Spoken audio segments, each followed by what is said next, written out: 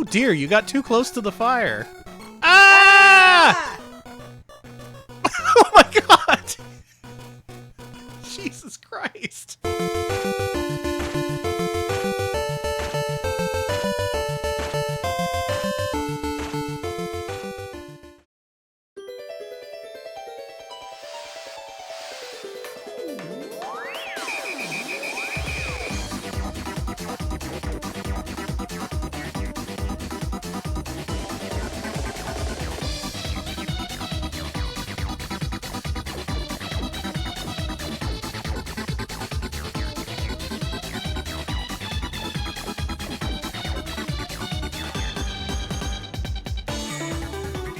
Live from Austin, Texas, and kicking off October with the most terrifying thing imaginable, unlicensed NES games.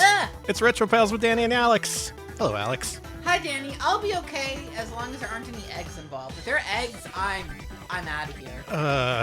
You're not allergic to eggs, are you? No, I just find... You could still, eat a dozen eggs if you really had to, in one sitting?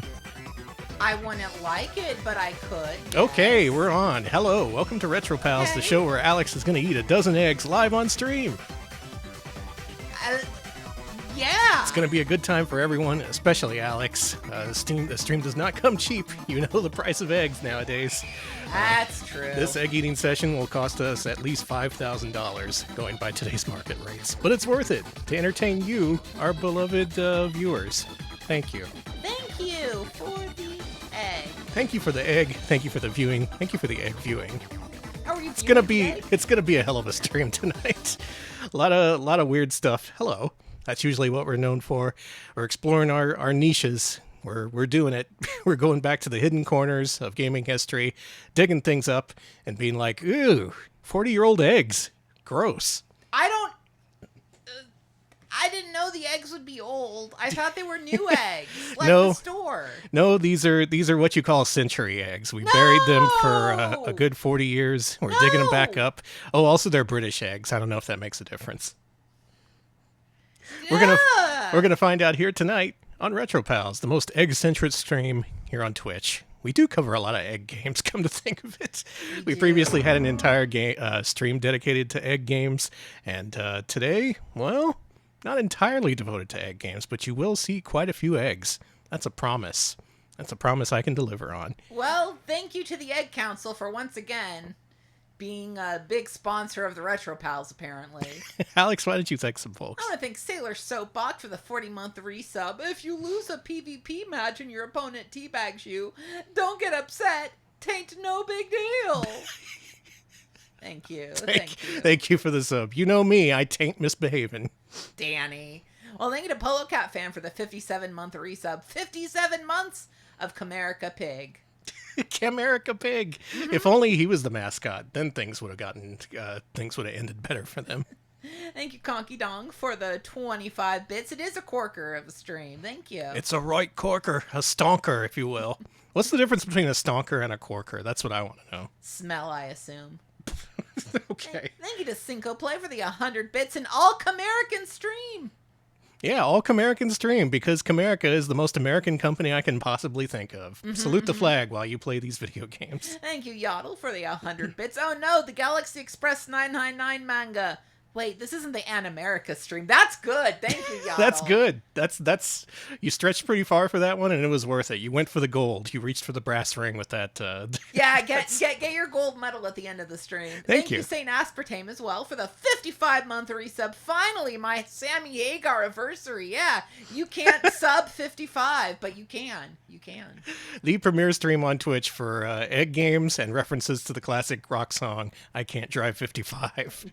There's many specific things we promise you, and another thing I promise you is being late to the stream announcement. So Alex, why don't you vent for a moment? No, okay. don't vent like vamp, not vamp. Okay, not well, vent. I got some other folks to thank, so I want to thank Aid I October for the 100-bit. Alex Mouth, eat the eggs, hashtag eat the eggs. I like scrambled eggs.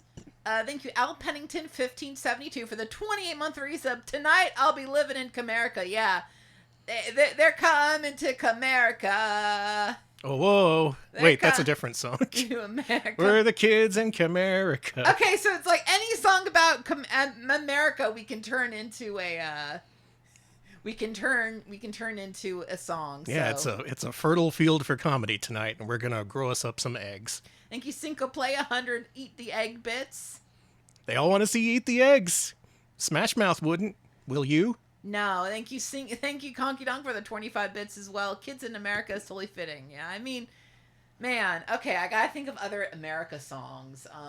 God Bless Camerica, classic. A Horse with No Name. Wait, that doesn't work. The band is called Camerica. Okay. Yeah, imagine a band called Camerica and their famous song, The Egg with No Name, and it's about Dizzy.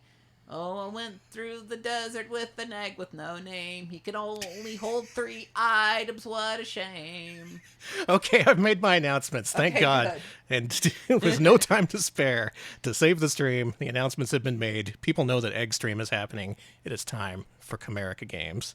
This week we took a poll to our patrons. We did. The theme was unlicensed NES games, but the secret theme was Trick or Treat because it's October. Yeah. You gotta ring in the holiday. It's the reason for the season.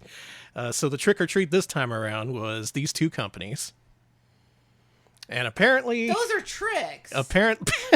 No, one of them is a treat. Comparatively. So our supporters were comparatively nice and voted for Camerica over Color Dreams. Thank you very much for that. Color Dreams would have been a really horrifying way to kick off the month, but y'all have filled up our sacks with candy instead of shit. Thank you for the candy and not the shit. I don't like shit. Oh my god. This is a great stream already. I'm loading up my game list that I have saved as an email draft, and I got a new email that says Amico Entertainment update October 2025. I'm gonna have to wait until the end of the stream to enjoy that one. But in the meantime, we got some eggs to lay on our own. Alex, Yeah. start me up some background music if you would, because we got some background. Give me a talking BGM 2. 2. Give me a nice super high-light samba beat. A somber samba beat, if you would. Oh, that's good. Camerica. Not an American company. They are actually Canadian. They are a Canadian company who started off in wholesale sales of knickknacks. Basically, crystal statues, pewter statues of like dragons, unicorns, things like that. They sold them via the Home Shopping Network, which at the time was a popular way to dial into a live TV show and order the thing that they're trying to hawk on the TV, be it a crystal pig or what kind of knickknacks did you see on Home Shopping Network, Alex? A lot of cups, glassware. If it's Waterford Crystal, then it would be a lot of glassware, dishware, things like that. Okay, so they did trade in dishware, basically stuff for your grandma. They would sell this stuff at specialty stores at the mall, but mostly it was via the Home Shopping Network. Just stuff to fill up your china cabinet with, stuff to put on your shelves for your grandchildren to break, and your cats to push off the shelf. Then after a while, they decided, you know what? We're doing pretty good in the grandma industry. Let's move on to video games. That's so weird! Of all things, video games was their next target. And they went big. They went pretty darn big. Not big enough to pay Nintendo's license fees, however. They wanted to go unlicensed. They did not want to pay for that lockout chip. They did not want to pay for the cost of Nintendo producing these cartridges themselves. They had a vision, and that vision did not involve Nintendo. However, they did have they first released a couple of things. Why don't we go through our little slideshow that we have here? Okay. What's our first image here? Okay, so before they started releasing games, they released accessories. There was these sticks. They were wireless. If you've seen the commercials back then, it's a really cringy 80s rap where they go, "No wires."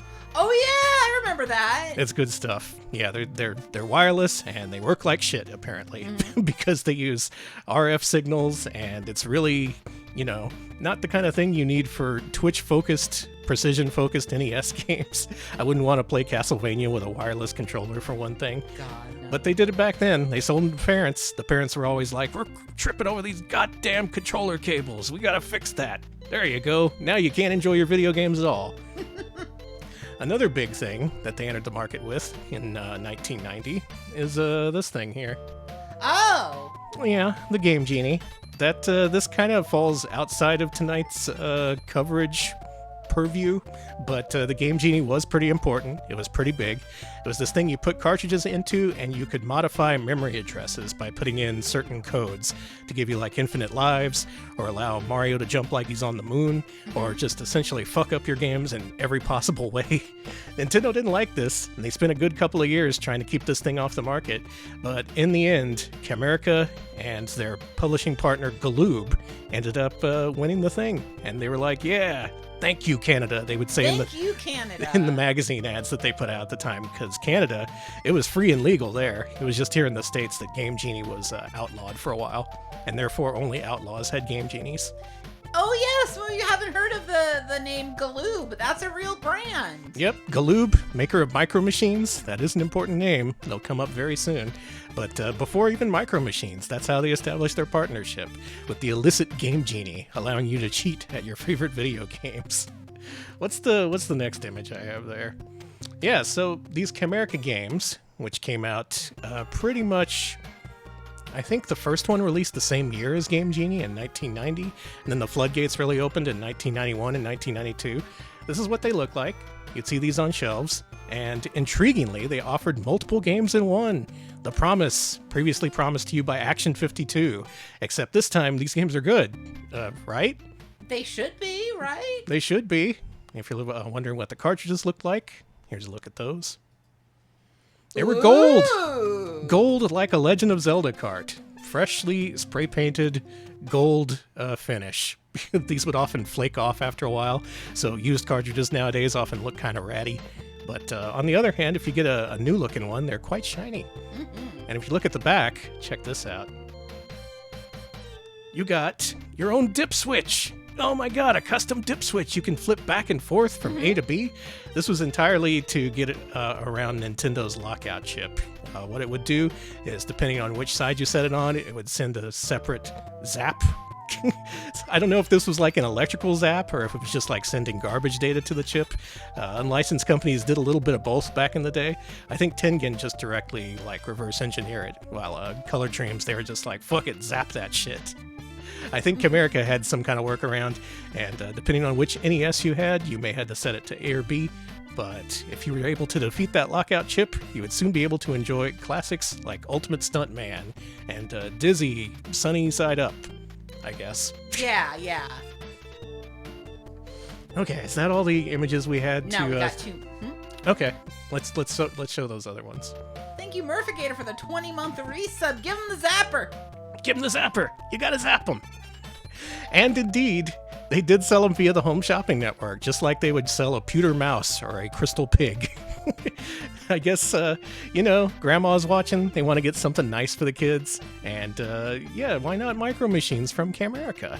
I really like back then how they would give you the high-pressure sale being like, oh, this is only available for the next 15 minutes. Mm-hmm. Like, if you called 20 minutes later, they'd be like, no, fuck off. No, of course they'd honor the deal. They just felt the need to high-pressure sales you for some reason. I guess the people watching that really love to be pressured into buying things. Hell, I watched it as a kid. I was kind of pressured, too. Yeah. I was just like, wow, cool crystal pig. I want that.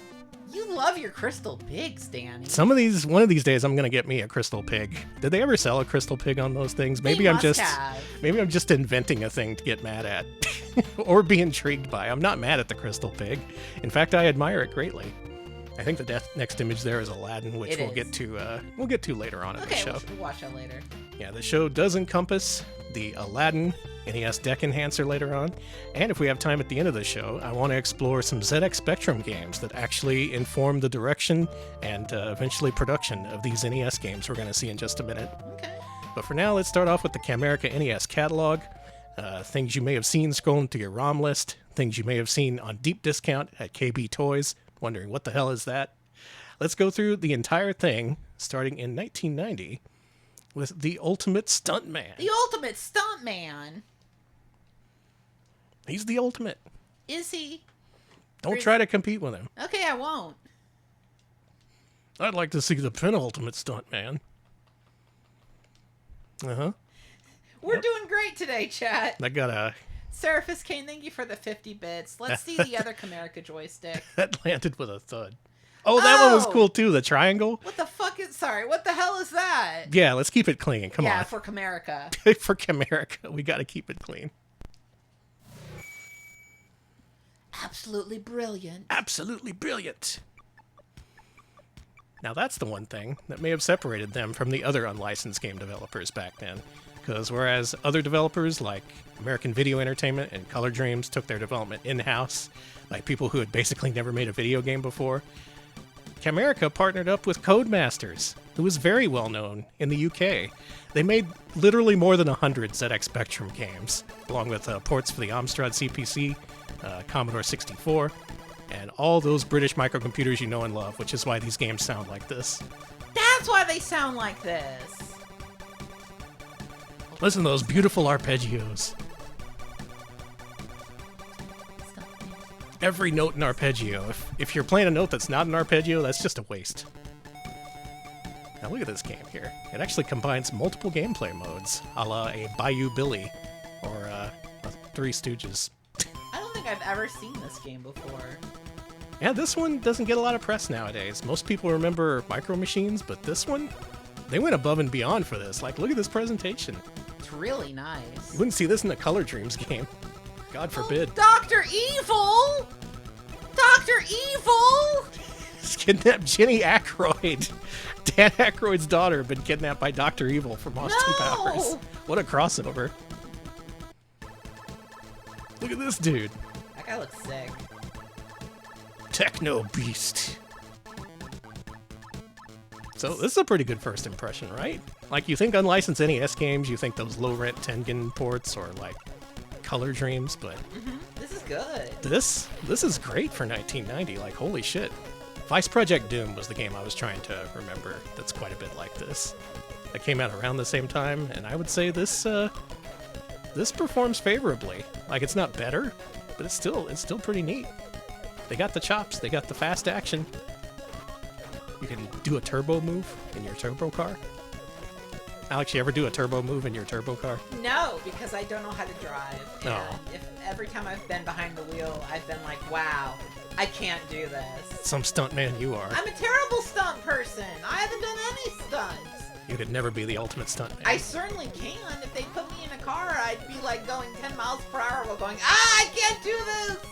Which is not something you want from your stuntman. You don't want your stuntman screaming, I can't do this! I can't do this, help! We'll have to ADR that out in the movie. Far out. Far out, man. So, All right, their verbiage is a little bit out of date. They're pulling from the 60s there. I was gonna say, had Oops. Codemasters made any NES games previous to this? This was their first. This is a hell of a debut. Like I said, they made literally more than 100 games for the ZX Spectrum over in Europe, but never felt the need to branch out to the NES, which, if you're unaware, was kind of a footnote in UK console history. Over there, they loved their Sega Master Systems and their Mega Drives, but what they really loved was microcomputers. That was where the big bucks were. And I gotta say, this is quite surprising, especially if you're comparing directly to Color Dreams or American Video Entertainment. Like, holy shit, this is an actual game. Shaxpert, holy shit, 100-month resub! Oh my god, we have our first 100. We have our first 100, and it's Shax, thank you! Let's play Dizzy, we will! Let's play Dizzy. Thank Shaxpert, you so thank you much, for Shax. the big-ass 100 months. You've been such a long-time supporter, thank you. Oh, we've been streaming for a while. Yeah! we've been streaming for a long time.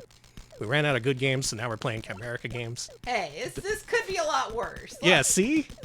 I take Before the show, Alex was kind of dreading this. He was all like, ugh, we gotta play those fucking egg games. But look, not an egg in sight.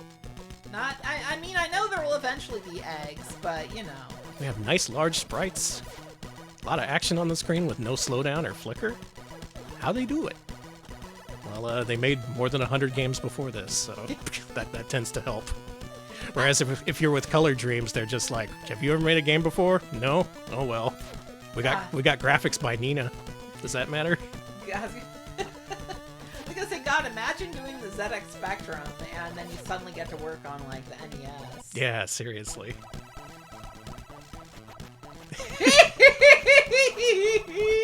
This is good. Watch out for those big-ass spiders, Ultimate Stuntman. Look at the big spiders with 4 legs. Now this game does have a direct predecessor on the ZX Spectrum that we're going to look at in the second half of our show, so do look forward to that. Mainly, I've been wanting to trace the origins of these games for a while, because I knew that there must have been ZX Spectrum versions, and I had a suspicion that many of them were converted directly from those. So I'm really curious to see, like, the great-granddaddy of Ultimate Stuntman. Is that a rat? Did you get ratted? I got ratted. Danny, you're the ultimate stuntman. You have to avoid rats. Why is this building being covered in spiders? Shouldn't they call, like, the Ultimate Orkin Man? You're a stuntman. You should be able to deal with spiders.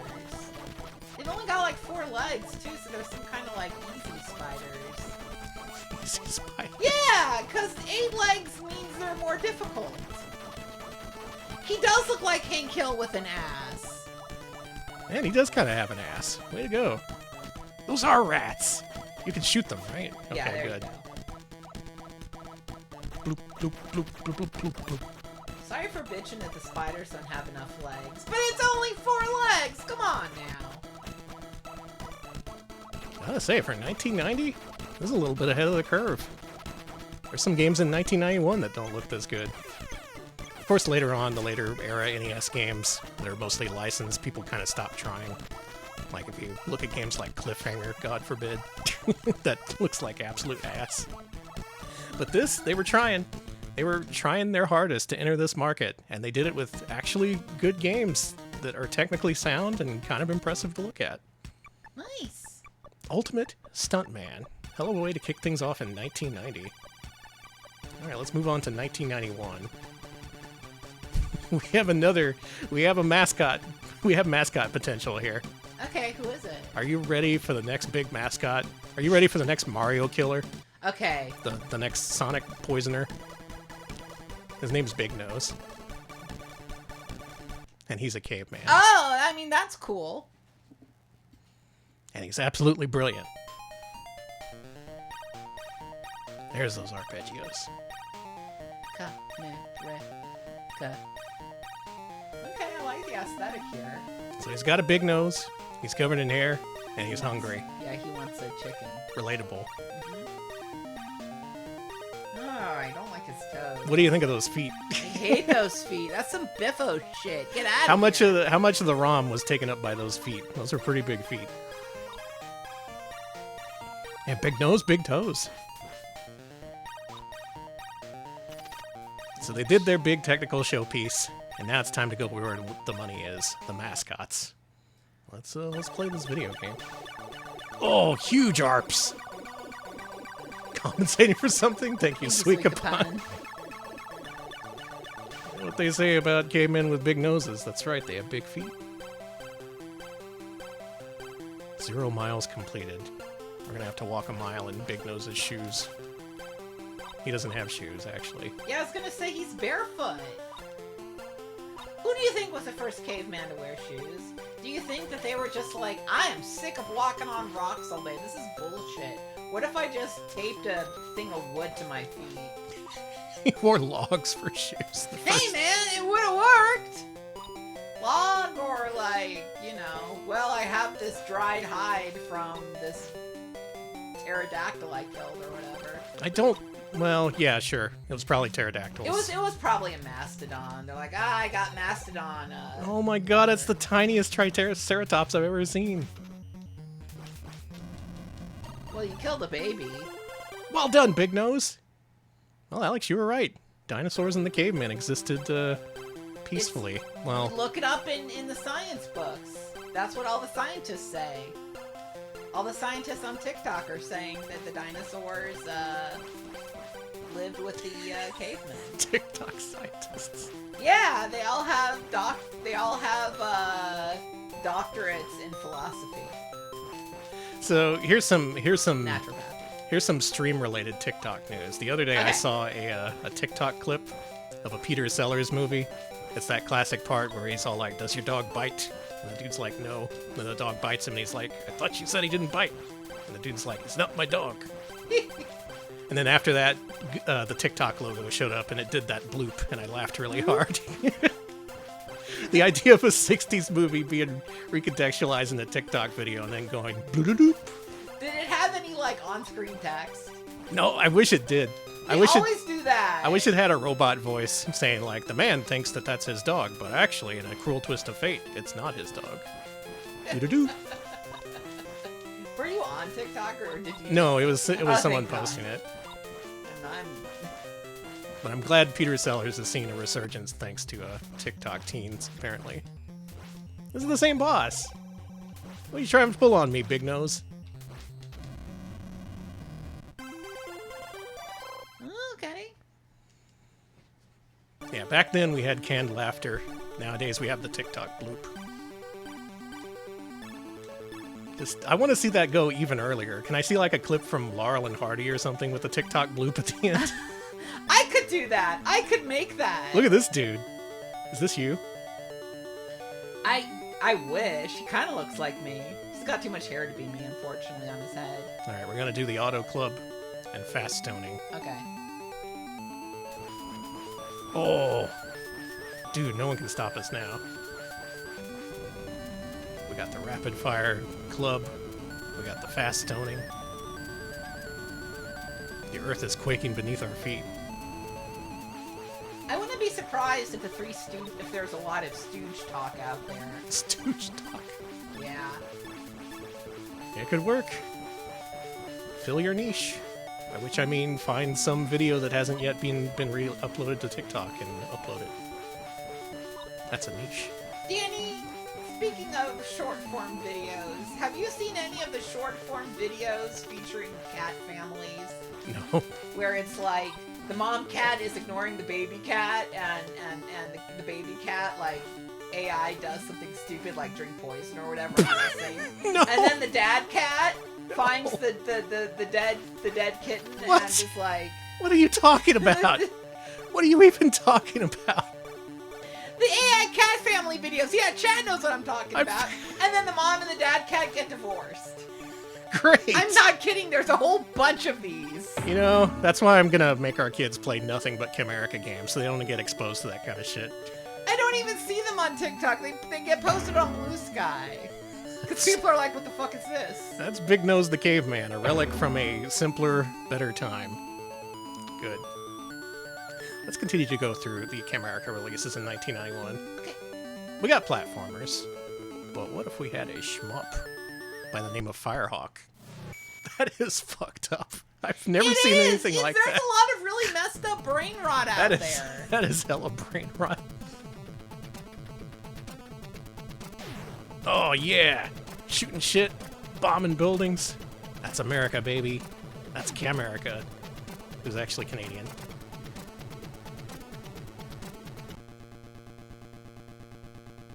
The American secret agent Nexus has been trapped behind enemy lines and needs rescuing. No.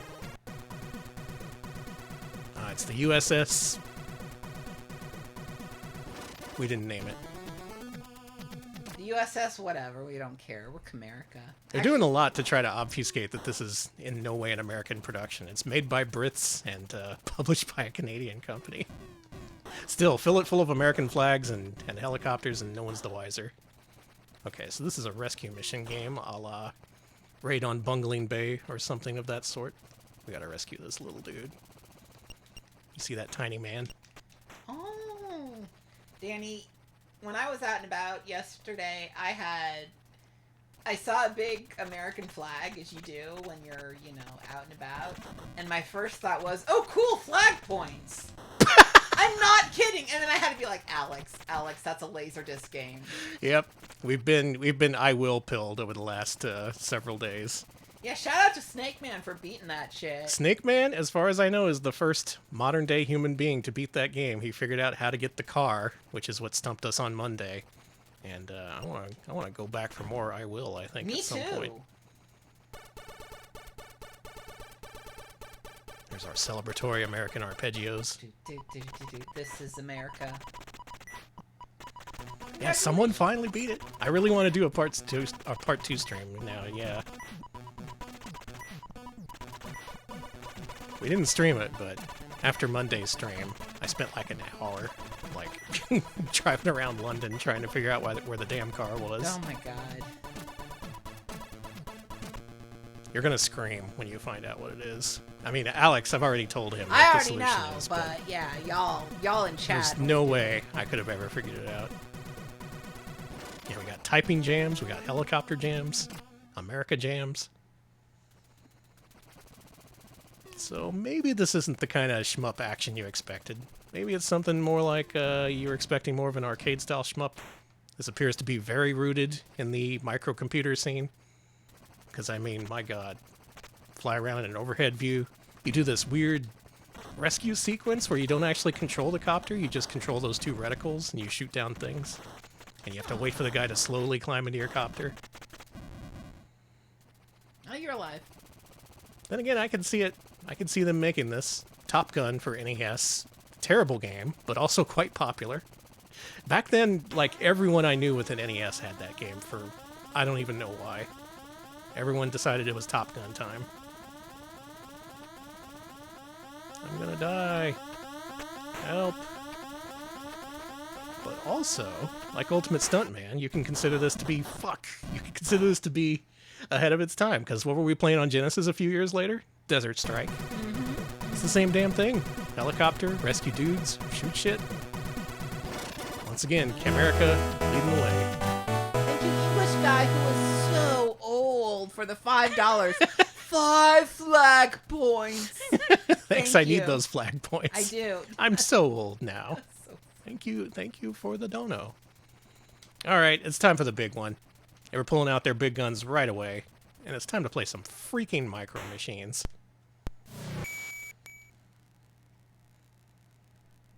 Now this game was actually pretty well rooted in the games that Codemasters previously made for the ZX Spectrum. Again, we're going to see those later on, but just for now, here's all the NES Camerica games in a vacuum for you to get an impression of.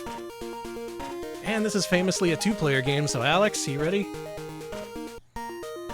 Oh, the Phantom Dono! Thank you, Phantom. Thank you, Phantom Dono. Alright, I'm gonna be Ann. You almost... Whoa, you okay, Ann? Handicap Ann? No. No. Joel? I like Joel's vibe. Joel has a cool vibe. Joel is missing part of his shirt. Has he been through a war? Wayne, Walter, Spider. I'm gonna be... Spider, you're too cool to be a child. Get out of here. Yeah, the Micro Machine games are actually kind of amazing. They lasted a really long time. Codemasters was still making these up through the PS2, and possibly still do? Let's do a tournament. We're ordinary. Much like the Micro Machines themselves, these are tiny vehicles, so you're not necessarily limited to cars. And all these levels take place in oversized environments. So you're just these little bitty toys fighting it out.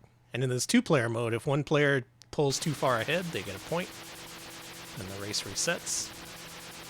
Kind of an unusual way to do it, the whole stop and start thing. But also I can see this being a really nice and competitive way to play these games. And it apparently caught on, considering how popular these games were. Ugh. Alex is the orange one. I'm the blue one. I got stuck in a ditch. You got stuck in the greenhouse ditch. I think Mom's gonna get mad when she notices we're racing some shit around the greenhouse. Yeah. Yeah, and the later Genesis ones had extra controller ports put right into the cart. You didn't need a 4-player adapter. The famous J-cart, I believe they call it. Really? Yeah. Now, there's also a 1-player mode where you compete against a bunch of computer opponents, and that doesn't have the stop and start mechanic. So if you wanted to play it a different way, you can. But basically, this is a thing you could buy off the Home Shopping Network and not feel too bad about. It wasn't like buying a limited edition comic from 1990. Yeah, God. Sorry, my mom did that, and that was really stupid. Oh, Alex pulling ahead. Can I catch up? Not the rubber duck! I wish I'd gotten the Maximum Carnage QVC limited edition, because that's starting to go up in price. It's got that Super Nintendo beat-em-up Spider-Man Maximum Carnage, and it comes with like a comic or something. And Now it's $1,000. Shit. Yay! I got a point! Chat!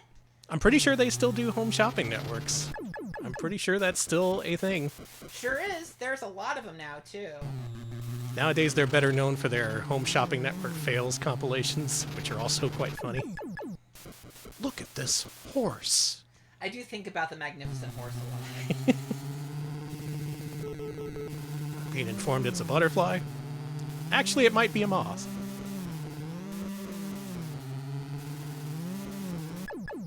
Home shopping network also... Oh, go on. I was going to say, I also like when the Cutlery Corner boys would mess up their knives. Yes, that was good too. Yeah. Cutlery Corner's still at it if you want to watch people sell cutlery. It is technically amateur TV, somewhat similar to public television, because this is all live, unscripted, and often it's a great way to see people just break shit and hurt themselves. That's what's often on those fail compilations. You see people when the Wii came out, they're all like, check out this great bowl I'm about to do in Wii Bowling. And then they just like break everything in the studio. Who's gonna win this one? Also, we got a massive tub. You sure do. One more to go for me. Ooh. Yeah, let's go. Danny wins. Danny wins. This was also on a whole bunch of consoles when this became so popular. Even on the CDI. The CDI has a freaking Micro Machines game. The CDI doesn't have ports of anything. Alright, let's do a little bit of racing with tanks, and then we can move on. But basically, this is the big one. This is the showpiece of the Camerica Codemasters catalog. And I will give it to them. I gotta give them their propers. Partnering with Codemasters was actually brilliant because so many other unlicensed developers were just like, you know, making games, whatever. Anyone could do this. Who cares? But Camerica was like, maybe we should have someone who actually knows how to make games and has like decent experience with the marketplace and developing things actually people want to play. Would you say it was absolutely brilliant? It was fairly brilliant. I don't know if I'd say absolutely brilliant. I really like the backgrounds in this game. It's very festive, very appropriate. Where am I going? I don't know, but you won. I won anyway? Okay. Yeah, I was kind of fascinated with them as a kid too, because these were almost like, you know, licensed cart quality. As a kid, I rented Tengen games for NES, and, you know, that went about as well as you'd expect. Thanks! That pisses me off. Oh, I'm pissed off. That was cool. See ya! I wasn't even on the track when I won that one. Micro Machines! It's fun! It's good! That's good shit. Thank you, Galoob. Thank you, Camerica and Codemasters. Come on. Alright, folks. It's 1991. They released their big game Micro Machines, and now it's time to hit them hard with Quattro Adventure. Imagine, if you will, 4 games in one. An NES cartridge promising 4 distinct, complete video games. Including your favorites like Linus Spacehead. Y'all love Linus Spacehead. Let's play some Linus Spacehead. This is the first ever Linus Spacehead game. We played the sequel on Mascot Friday a while back, I think. And yeah, Dizzy spotted. We're gonna be dizzyfied in just a few minutes here. Oh, look at that jaunty jumping font. Was this priced like a normal cartridge, or was it more expensive like an Action 52? No, these games were all $40 to $50 when they came out. They didn't try to scam you like Active Enterprises did. And you could buy them on QVC, which is the most reputable place to buy them from. I assume that's true. It's time for Bubble Trouble. I remember trying to get into Linus Spacehead. You played this? Yeah. I couldn't. It's fucking hard, dude. They made this game for babies into something like literally impossible. Oh, the fish. 2 lives left, Danny. Arpeggios saved me. I've crashed at the bottom of the ocean. you have any weapons? Nope. You crash landed on Earth. You're a peaceful alien. You have no weapons. Also, I guess you're quite tiny. Pretty interesting gameplay concept here. The vertically scrolling platformer. And, you know, if you're getting 4 games in a cartridge, maybe your standards are a little bit lower. Like, you play this and you think, well, maybe the other 3 games are good. Sorry, Linus, I'm not a fan of You're your not a first Linus game. Spacehead free? I'm not a Linus Spacehead head. I'm gonna let the other gamers know that. Sorry, Linus Spaceheads. I can't be a part of your space crew. They're doing a letter writing campaign as we speak. Against me? Against you in particular, yes. Being crucified for my gamer opinions, as usual. You are, yeah. It's okay, it's gonna be like one of those crucifixion crosses where you could, like, you know, rolly wheels on it or whatever. So it's your One of the fun crucifixion crosses. Yeah, fun crucifixion.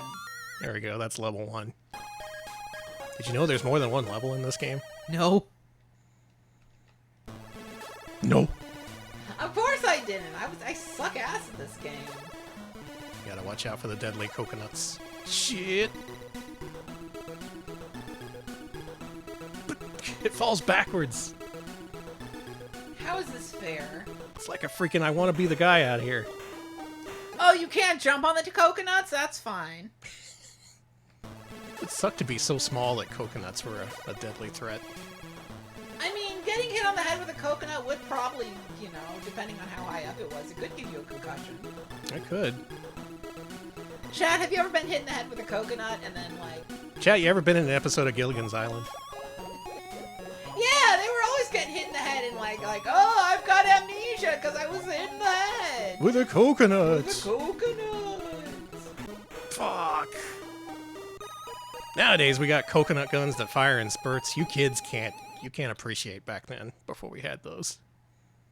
All right, Linus Spacehead. Not one of the greats, but it is just one of 4 games on this cartridge. Now, to get this to load, you have to do a hard reset, which is actually not possible on the Mister, so there we go. Second game is Super Robin Hood, another game that actually has its origins on the ZX Spectrum. We're going to see that later on. Okay. But let's see how it translates to NES. Hey, wake up, Sleepy Bones! We got a game going on here. Thank you, Barrier Trio Bean, for the raid. Thank you for the raid, Bean. How was Goo Goo Shinobi? That looked pretty good. I want to play them games someday. We're playing Camerica Games, a Canadian company who released games for America developed by Europeans. Oh, yeah. Damn, Robin Hood got some jams. Mm-hmm. Look at this goofy mofo. Look at that face. Can you trust that face? No. Now you look at this and you think, oh yeah, this is a ZX Spectrum game. And true enough, it really, really is. Oh my god, his face when he runs and looks at you. Does he stop and look? No, when you're walking, he will look straight ahead. He was looking straight ahead. Like that, yeah! Did you like that? Did you like what I did there? Jumping over the arrow?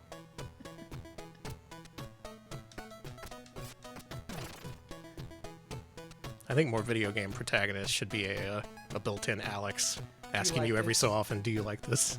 Is this good? Does this amuse you?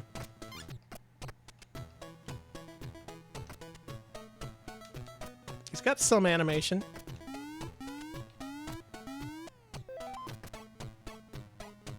Folks, do you resonate with Robin Hood anymore? Robin Hood used to resonate like fuck with kids back in the day. I don't know if that's the case anymore.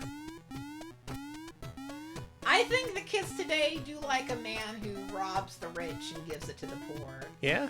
I think there would be TikTok voice about how cool Robin Hood is. Smebbly does have that face. He really does.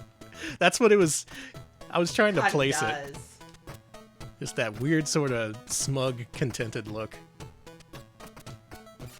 Yeah, they'd be like Robin Hood hanging out with his merry men. Yeah, no, we all like this guy. Yeah. Sorry, I bet there are Robin Hood Fujos out there, and I love them. Who doesn't love hanging out with their merry men? Shit. In the middle of the woods. You know, just doing guy things. Just what guys do. Oh, he has momentum. He can jump really high if he's going fast. That was close. Okay, but a crossover between... I don't think there's been a Goemon Robin Hood crossover, but oh my god. There should be. Two legendary thieves. Mm-hmm.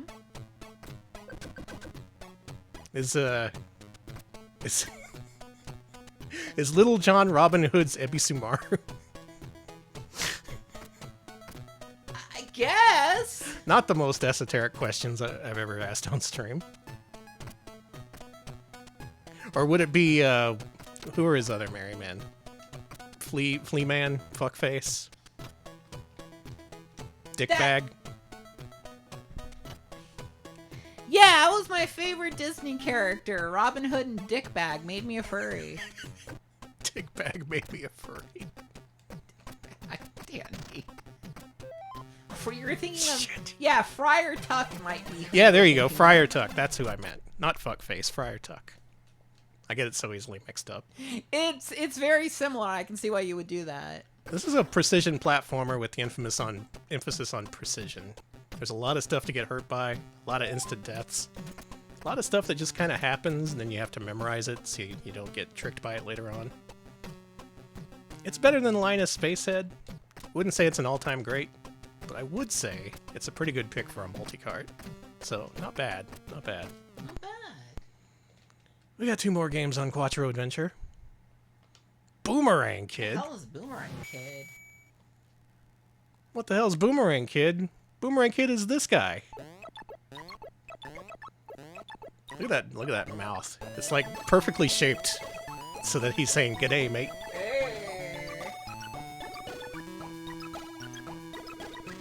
Now, what if I told you this title screen is actually false advertising? And Boomerang Kid never throws a single boomerang in this game. You're lying. Get ready for the Outback. Because Boomerang Kid does not throw boomerangs. He is merely a boomerang collector.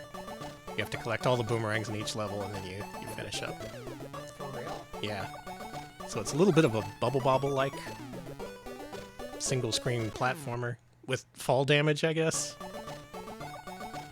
I guess so. What do they mean by the dream time at the bottom? That's a reference to Australian Aboriginal religious belief. Really? Yeah, the dream time is a sacred space you can enter through stuff. Well, shit. I do not know a lot about... You know more about it than I did.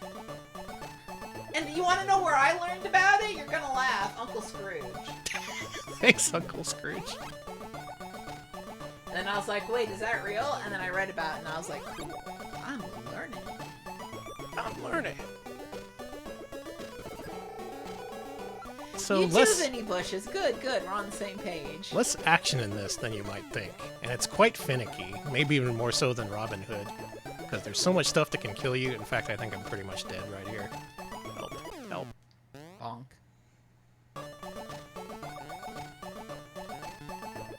Robin Hood, I think, did a good job balancing the action and platforming and puzzliness of it. I'm dead again. Boomerang Kid, I don't like... I don't like it at all. All you can do is jump and die in this game. You can't even fall very far. Still, there's a lot of levels, if you're looking for something that's pretty challenging. And not a game where you throw boomerangs. Try Boomerang Kid. Okay. Well, one last game on Quattro Adventure. Folks, you hear about this egg? Not Charlie Taconite from Eggs of Steel for the PS1, but the other big video game egg. Fuck this game. Fuck this. Wow. Bringing out the strong opinions already. People have very strong Dizzy-related opinions. And And this one especially is pretty controversial in egg circles. It's Treasure Island Dizzy. Believe it or not, this is a ZX Spectrum game. Really? It comes from there, directly ported over, and let's play it.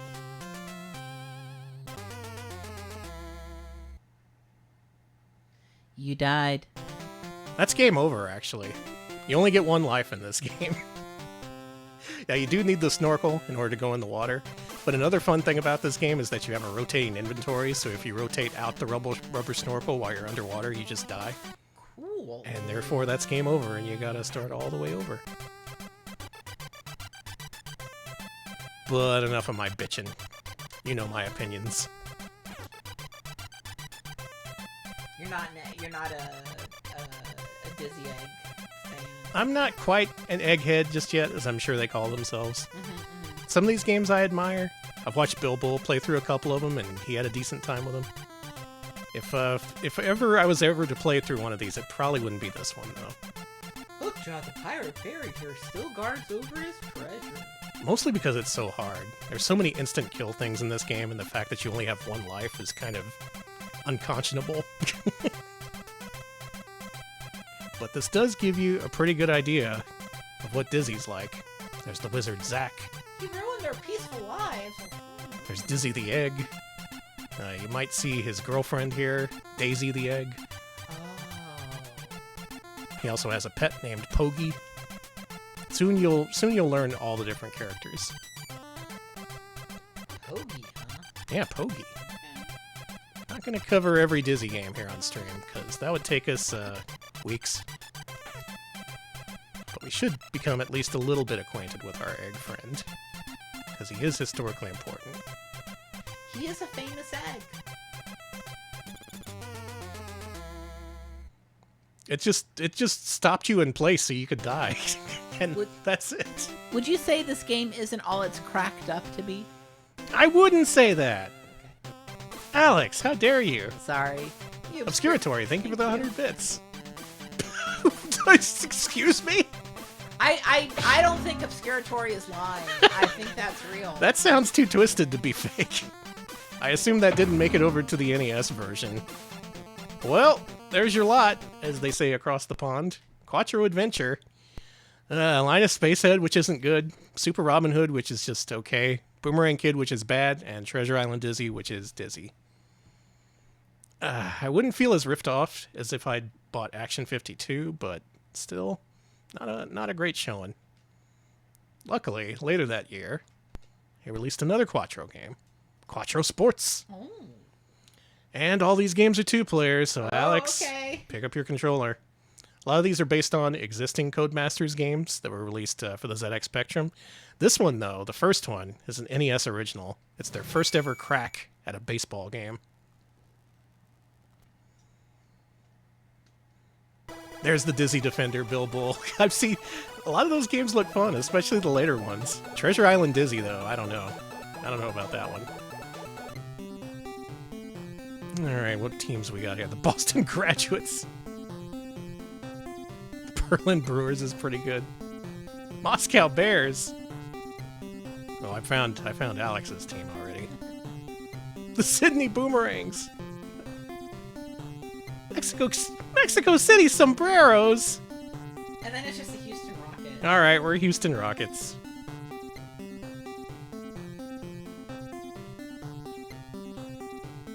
Mexican Sombreros, you weren't even trying. Roman Centaurs, absolutely. Ooh, okay. I thought you'd go with the dragons. But... No, I'll be a centaur. Alright. Because I feel like if I have more legs on the ground, I can run faster. Hey, that's good thinking. You know, we've made robot baseball. Why not centaur baseball? Xinjing Ming. Thank you for the bits. Thank you for the 100 bits. Welcome to Centaur Baseball. Starring Paolo and Benito and Luigi.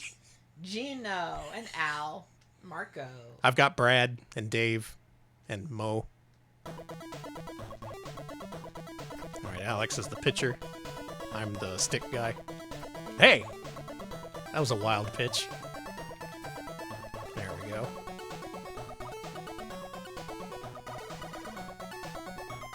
Damn, that was a floaty baseball. Can I go? Oh, no, I gotta go back. Dude, the runners are so slow in this. There's a lot of... I beamed you! Ow! You hurt me! Well, now we know we can beam people. Decently animated picture. The fielding, I've played a little bit of the single player. It's not great because you can't move your fielders until the ball enters the outfield. They're just rooted into place until then. And often it's really hard to catch up with the ball.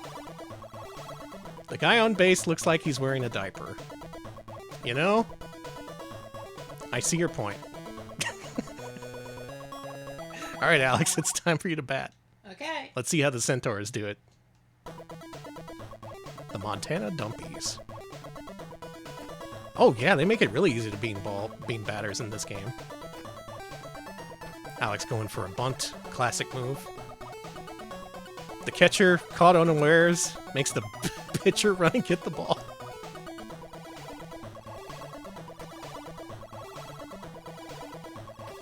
Oh god, I gotta run all the way over here. This game is nothing but watching baseball posts from John Boyce. Some stupid shit goes down, watching baseball.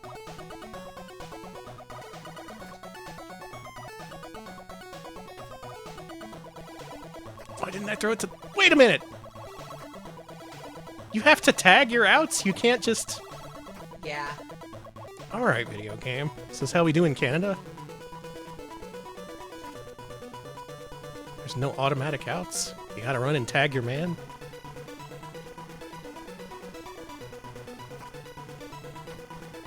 Dude, no. No, catcher! Catcher! Okay, that was close. We're gonna finish up this inning. I want to see if Alex can score a run. I guess the graphics are okay, but in terms of gameplay, this is one of the... Was that a grand slam?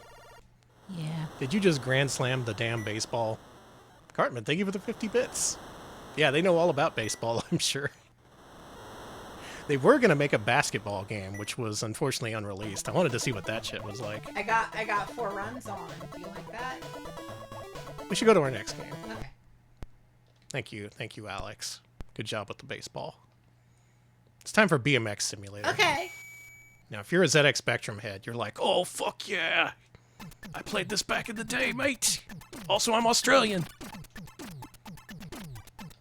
Rad, wicked, brill, great, smart, cool, fair. Okay. Let's, here we go. Let's play some video games with Jason and Larissa and the gang. Straight from the ZX Spectrum to your NES, it's BMX Simulator. I'm the red racer. Alex is the blue guy, I think. No, I'm not the blue guy. You're the green guy? I'm the red guy. You're the red guy? Well, who am I? Green guy? What? Wait. I'm the the red guy. I was the red guy. Well, then what the fuck? You just psyched me out. I was gonna win the race. We call that gamer tactics. That's psychological gaming warfare, Alex. Can't fucking believe that. Hey, I suck at this. I should play baseball. Yeah, go back to baseball. Now again, standards on the ZX Spectrum, very different. These games came on tape. They were typically like £5 or whatever. So what you would get was often a pretty fun, if technically unimpressive video game for your very low dollar that you paid. Here on NES, maybe this isn't what you're looking for. I'm doing worse in this one. Yeah, they kicked me out, so I'm just watching. Oh, you're not playing anymore? No. Okay. Well, I'm red. I'm doing very badly. I do appreciate this game offers a simulated version of Hell Track from the movie Rad. It is like Hell Track. They spend the entire movie building up this Hell Track, being like, oh, this is the ultimate shit. You're going to want to watch the rest of this movie so you can see Hell Track. Then they get to it, and it is the ultimate shit. It's awesome. It's really cool. BMX Simulator, big on ZX Spectrum. Didn't make an impact on NES. Sad to say. We got a couple of more sports. Soccer, Okay. also known as football. This one's a classic. Y'all ever heard of soccer? Y'all ever hear of the beautiful game? What do they call soccer? Beautiful game? It's the beautiful game. It's a beautiful game. Let's, you know what? I just want to lose. Pick me. I'll be I America. want to win some of these as well. Yeah, there we go. This is going to be a blowout. What is this field? No, really. What are we playing on? Sand? Alex is the yellow guys. I'm the guys in the white shirts. I'm trying to get an own goal here. What am I doing? Here we go. I'm going to score. Oh, Alex has the ball. Okay, thanks. Remember. To put it mildly, there's a lot of soccer games on the ZX Spectrum especially. So that makes me wonder why this isn't better than it is. It's extremely bare bones. The most bare bones soccer game I can think of is World Championship Soccer on Sega Genesis, also known as Italian 90. That's a basic ass game. And this is somehow even more basic than that. For my money, I want Sensi.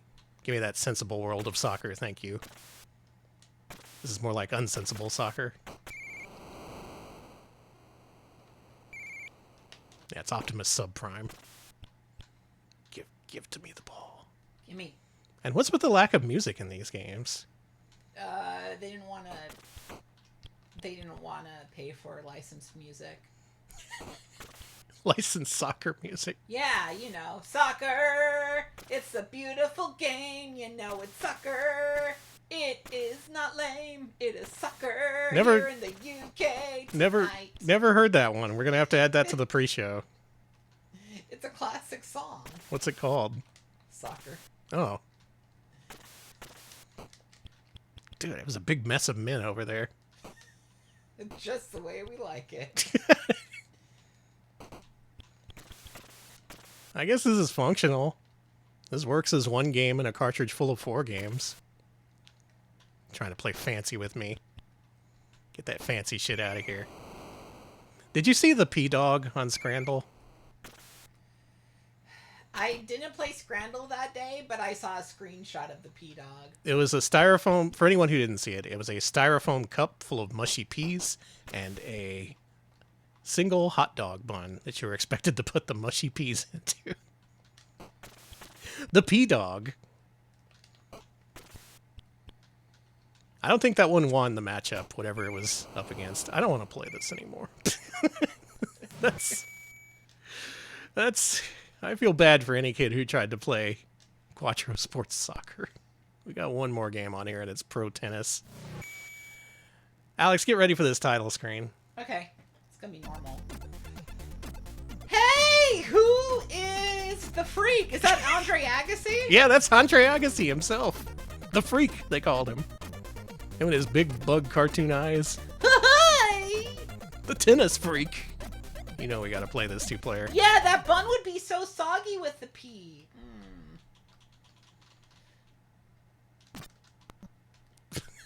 Okay, I'm at the top. Alex is at the bottom. And hit it. Oh, come on. Oh, that was way in the corner.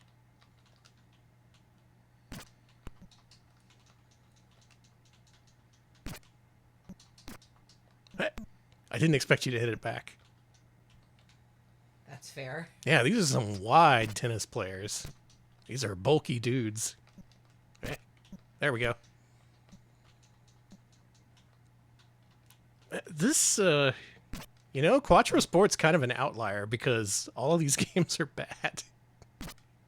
I was expecting more considering we saw Ultimate Stuntman. Even Super Robin Hood has a better... You kidding me? Oh!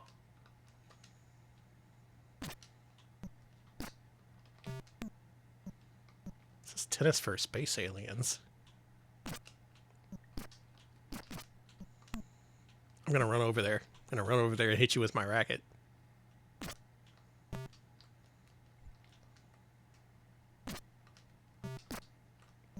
What kind of scran do they have at tennis games? That is such a good question. I've never been to one.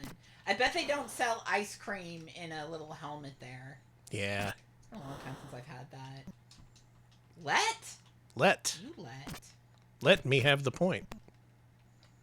Advantage. Me.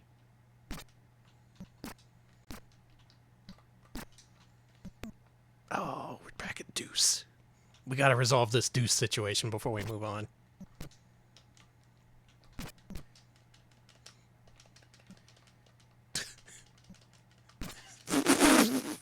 What was that?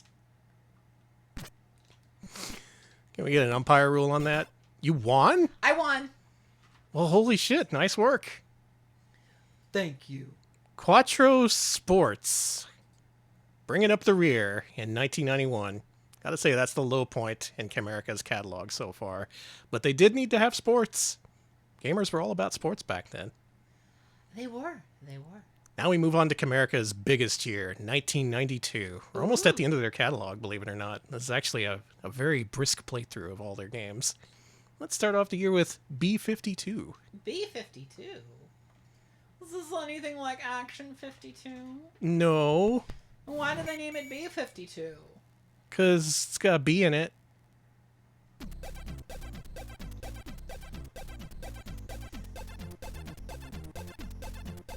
Okay. Fucking Ren and Stimpy ass font. Big B!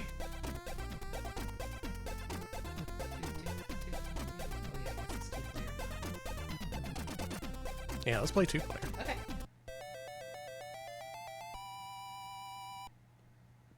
Let's be a bee. Okay, I'm B time. Sting the ants before they steal your honey. Let's go in the front door. Oh, I guess this is 2-player alternating. Yeah. You'll get your chance in a second. Once again, no in-game music. Paying tribute to its microcomputer roots. Guys, the NES can do sound effects and music. You don't have to suffer anymore. We got some nice parallax scrolling. We have an oversized environment featuring lots of deadly hazards for the bee. I exploded. Danny, this game looks really good. It's got some presentation quality to it. It's got a pleasant bounciness to it. All right, Alex. Let's go get your honey.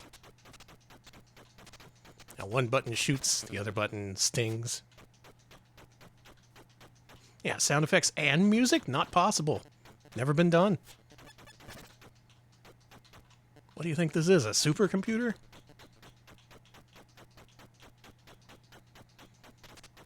The eyes do have a look of eternal suffering, don't they? These bees are not having fun.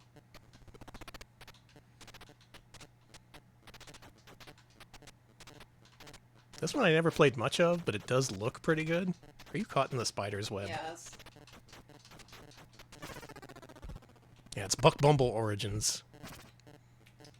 Right about now, it's time to rock with the B-52. I much prefer the B-52s, the band. Me too. What's your favorite B-52 song? Private Idaho. That is a great one. Good choice. That's a good song. It is.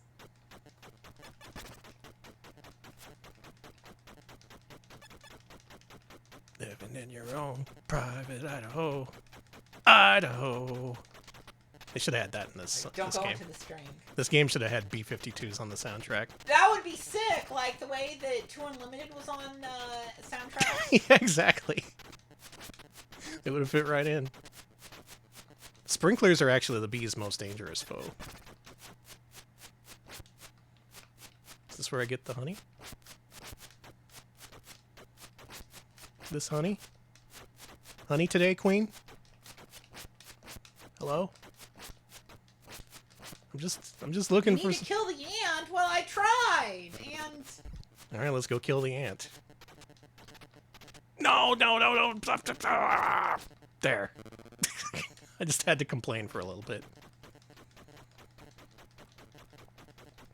Where'd that ant go? Is that the sound of the ant stealing my honey? Yes.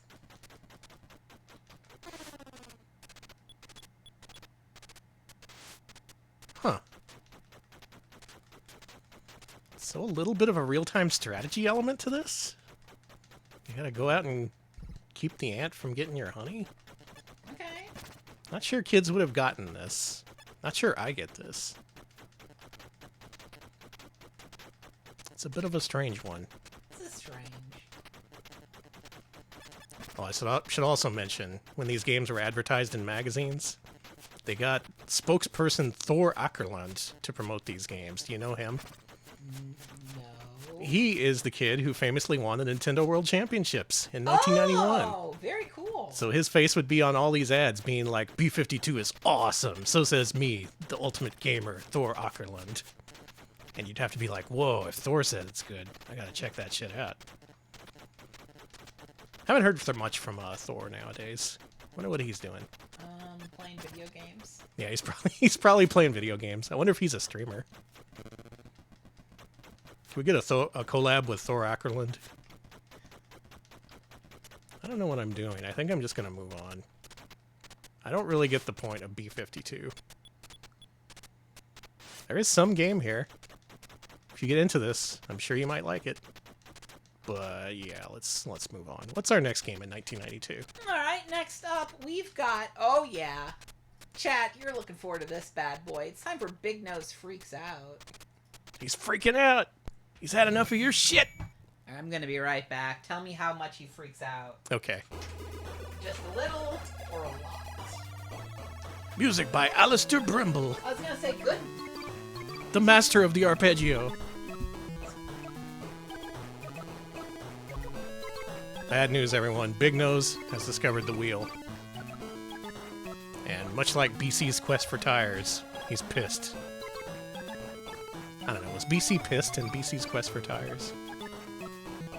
BC seems like the kind of caveman who'd always be pissed off at something. Anyway, let's play this. Yeah, he looks like a super pervert in this one. Wow! Just threw a rocket. Big Nose, and now he's throwing a tantrum. Oh, I don't know if I like this man. I don't know if I like his twin. Good. Well, here we are in space for some reason. Actually, it's the Freaky Forest. And then they kissed. Wow. Fastest death on record. Alright, now that we've actually played the game here, believe it or not, of all things, this is a Sonic the Hedgehog clone. It plays a whole lot like Sonic. It's got the momentum, it's got the bounciness. He twirls around in a ball, much like the blue hedgehog does. Alright, how much is he freaked out? He's super freaking out. Look at this guy. Oh my god. He's flipping all over the place. He's Sonic the Hedgehog now, by the way. He's flipping out! Alex, you ever played this one? No, I have not. Yeah, this is also BC the Oh. Quest for Tires, but adapted to the world of the Nintendo. Wow, he's on a roll! Sorry! That was uncalled for. The second we have a Jester game, That's fair, that's fair. this shit's all over. There's power-ups, Mushroom. Bones. things you can collect. But once again, this game is lacking a little something. Where's the music? Yeah, I thought this had music by Alistair Brimble. Yeah! Is it just the title screen? Mr. Brimble, your talents are being underutilized.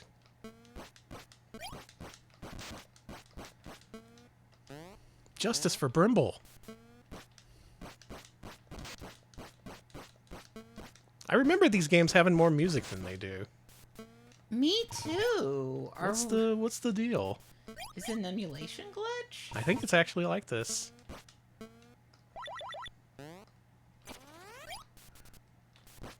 May I exit the level?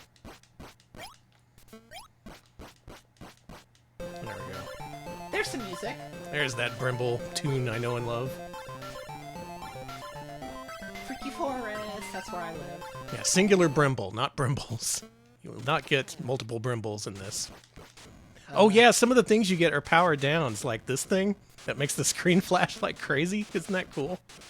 Excellent, excellent. You get those by bouncing on certain mushrooms. You don't know which ones are which. Because sometimes it makes the game unplayable for a little bit. It's absolutely brilliant. Does it ever stop? I can't look at this for much longer. Yeah, me either. I think Big Nose may have freaked out. Big Nose. Big Nose, you've gone too far this time. Big Nose, you're making my stream unwatchable. There we go. Huh? Oh.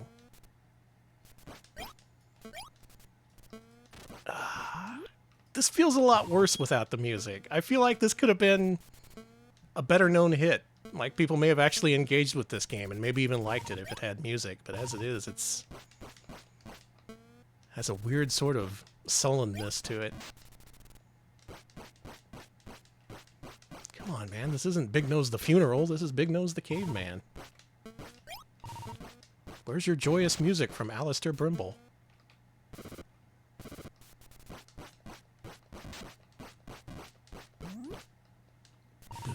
Huh? You teleported. That's cool.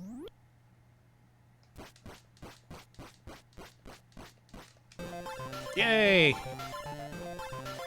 Huh. We missed 64 bones in the freaky forest.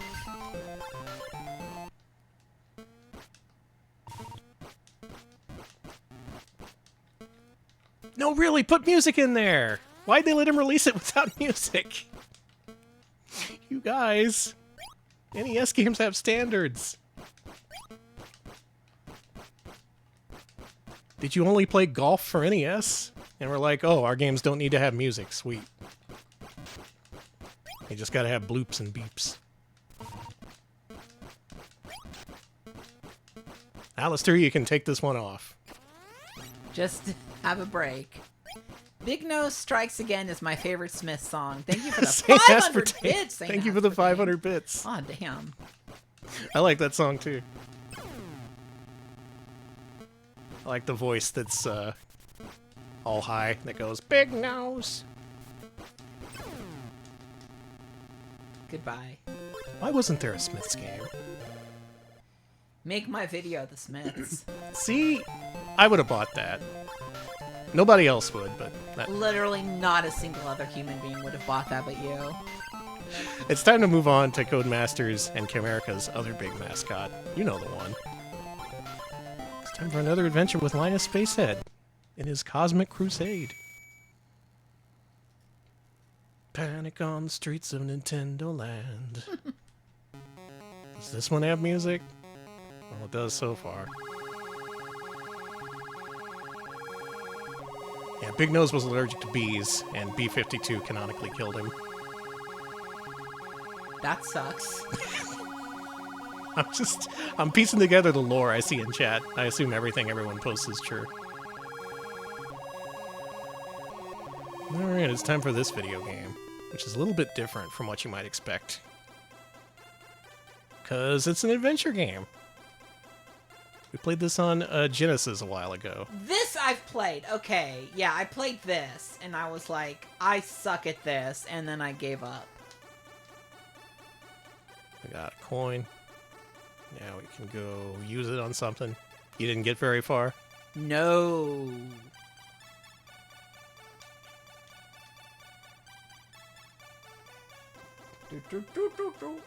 What's that down arrow for? I think that's an exit from the screen. Oh, okay.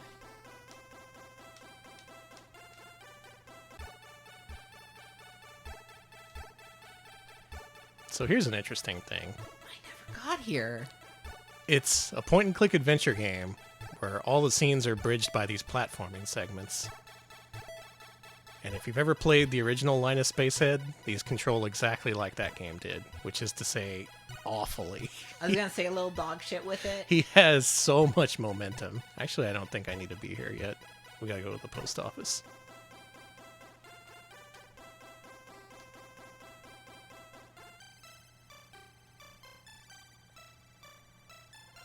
I know what to do here. I've used a vending machine in my time.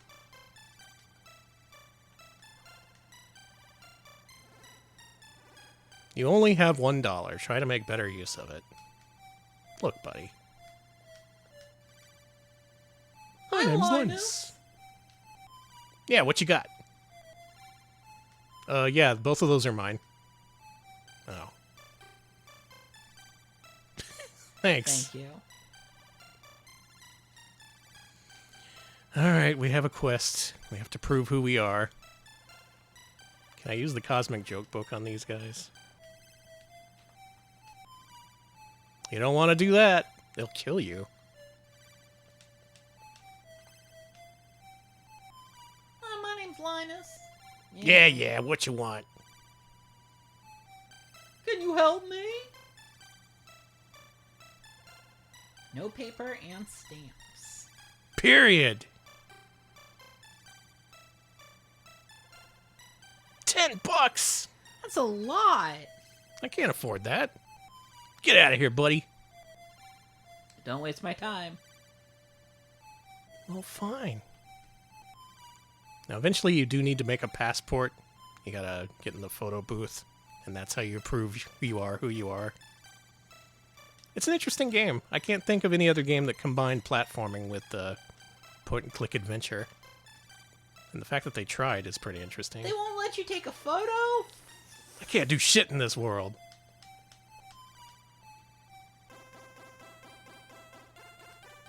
Oh, you've got the teleport key, so you could probably use that. Yeah, let's use that. I wish you could use the joke book and have it in the game, like an Alf. Wait, where's my key? Oh, there it is. Yeah. I'm already in Old Lino Town. Doi. Whatever. Alright, let's do some of the terrible platforming. Whee! You have to use the exit. Is this Cyber Dizzy? It looks like a weaponized evil Dizzy of the future. Like an AI Dizzy robot Dizzy who's come to stop you. Oh god, an AI Dizzy.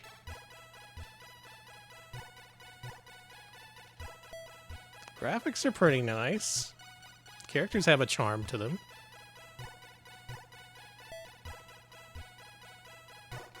I know we have many Linus-likers among us in our community, so I don't want to shit-talk him too much. I wish this game was better, is how I feel. I do wish it was better. It has an intriguing premise, and it's the kind of thing where you pick it up and you try to play it, being like, oh, this has to be good. I'm just not getting it. But no, it's kind of ass. That's what I felt. I was like, I'm just not a good enough gamer for this game. The later Genesis version is a little bit better. I think it fixed the controls slightly. Oh boy, this is hard to play. And I love platformers. Yeah, you've played enough of them. Yeah, I've played enough of them, that's for sure. This one, though, doesn't quite do it for me. Not quite. Sorry, Linus. I don't think he ever got a third game either, so he's kind of like 0 for 2. All right, bye, Linus. Bye. We're never going to see you again. Fuck off. Fuck off, Linus. Next game, also in 1992, is MiG-29 Soviet Fighter. I do appreciate that the ROM list put all these games in the unlicensed folder, full of all the really dank stuff, the bootlegs. Yeah, I saw some really interesting looking Mario games. Now we're talking. Okay, this is a pretty sick intro. A point-and-click adventure game where you play as a plane. That's what we want. I'll just do one player on this. Yeah, I was gonna say, I don't want to share. I refuse to share. Destroy any terrorist activity. You got it.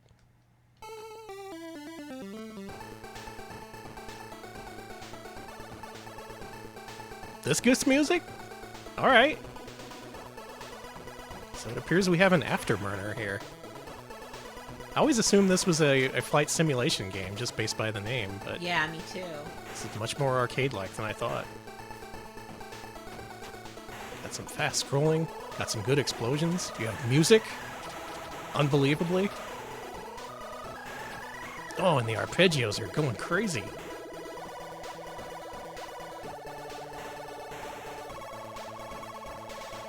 Listen to that. Okay. It's like you're strangling a computer underwater.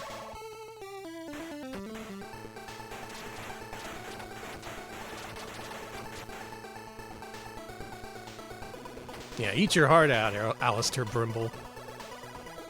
We've got music and sound effects. My favorite Donkey Kong Country level is Alistair Bramble Scramble. Boo. Anyone want to back me up? Like this post if you listen to Donkey Kong Country.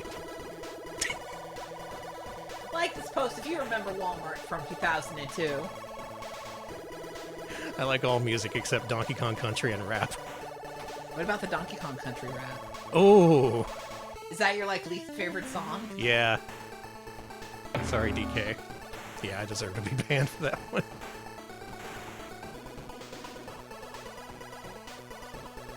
Well, I didn't expect an Afterburner clone. It's not super great or anything. But you don't see too many of these on NES. It was filling the niche. And you know us, we love filling those niches. Oh, it got the backwards R, like in Russian. Like in the Russian. Like in the Russian, because you're a Russian plane. I think you're coming down with a flu and you walked across the room for this. Wow. I'm sorry to make you suffer. Huh. Leonid. Thank you, Preppy, for the $1. Congrats on the joke! Thank you. That is a $1 joke. It is. I'm glad someone paid for it. Welcome to the Kremlin Roll of Honor. It truly is an honor. True. All right, Alex, we got one more game for 1992. Okay, what is it? It's another Quattro game. After Quattro Sports, maybe you're not too excited, but we do have to play Quattro Arcade. Now, what awaits us in the arcade version of Quattro? Oh, the Phantom Dono strikes again. Here's something that surprised me. The Quattro brand is actually quite a bit bigger on ZX Spectrum, where they used it to bundle a lot of their older games and re-release them in 4-packs. Alex, on ZX Spectrum, there are no less than 15 Quattro games. Ah! It's just an unbelievable bounty of Quattro bundled games. We only got 3 of them here on NES. And they all have different games in them, too. It's weird. Mm-hmm. All right, let's start off Quattro Arcade with CJ. That is a lot more than Quattro. Who is this CJ? He's an elephant. Oh, okay. It's CJ's Elephant Antics. Oh, shit. 2-player? Okay. Oh. Holy shit, it's a 2-player simultaneous co-op platformer. That's kind of unusual for NES. Usually you'd be alternating.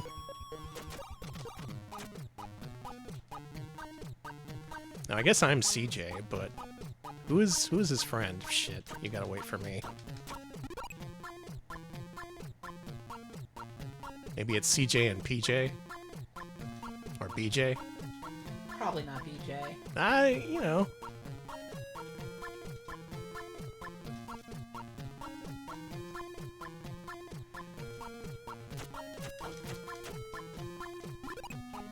Some magazine description for this that I read called this a New Zealand story-like, which I guess I can kind of see, but also lol. To think that this is on the level of New Zealand story. I'll give him this. Wow, I'm really good at dying to the spikes. This is better than anything on Quattro Sports. This is an actual video game. Watch me die on these spikes. Oh yeah, it's really easy to die on the spikes. Nice! Good death. Who out here dying on the spikes? Me. Every day I go out there, working my 8-hour shift, dying on the spikes.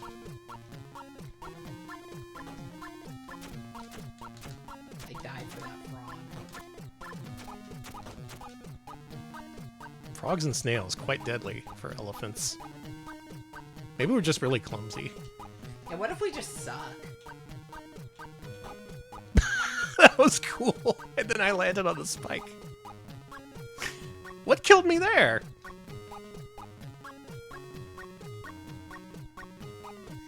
Now, did they ever actually test this in 2-player, or did they just kind of ship it?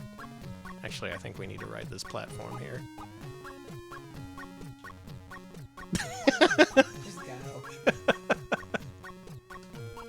I can't. You have to come with me. Wait, you're dead. I'm dead. It's all you. We started with 9 lives, and they went so fast. Bob and Air, thank you for the 25 bits. So, fun fact, the original microcomputer version of this did start as a conversion of the New Zealand story. Interesting. Oh, I see. So that's why it's a New Zealand story-like, because it was legitimately a clone. Well, there you go. They're aiming for that New Zealand story market. Which, as far as I know, was only a thing in the UK, because that game was more famous for its microcomputer ports.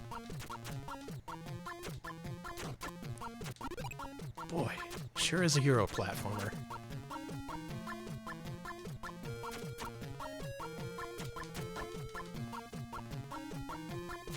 I'm feeling threatened right now. What do I do about this guy?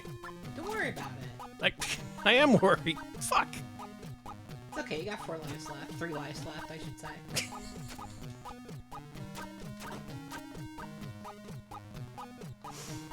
I said at the top of the stream I thought we were being treated instead of tricked when people voted for Camerica, but maybe now I'm feeling a little bit differently. That's why they call it trick or treat, because it can be both.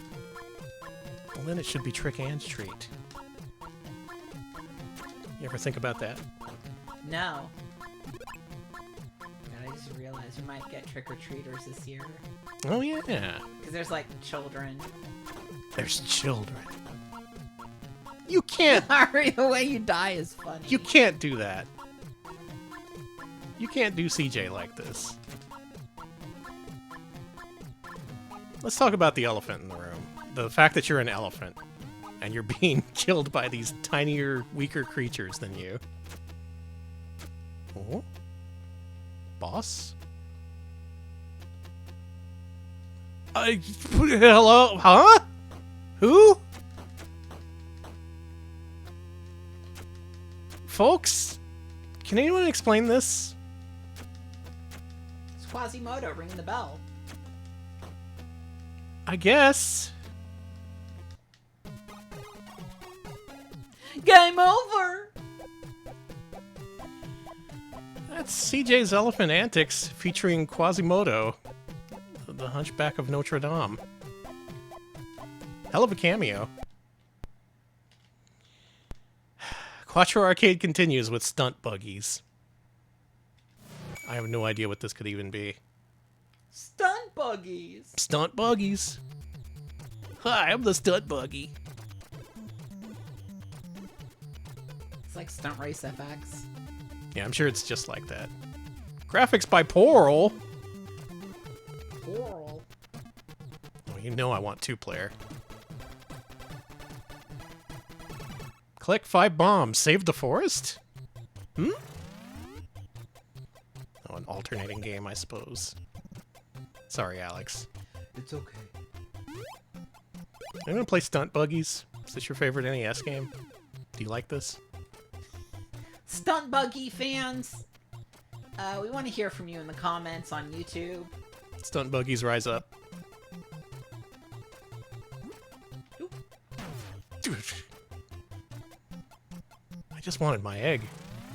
This reminds me of one of those games in UFO 50, the one where you color the land. Oh wait, that's you. Yeah. I Okay. died.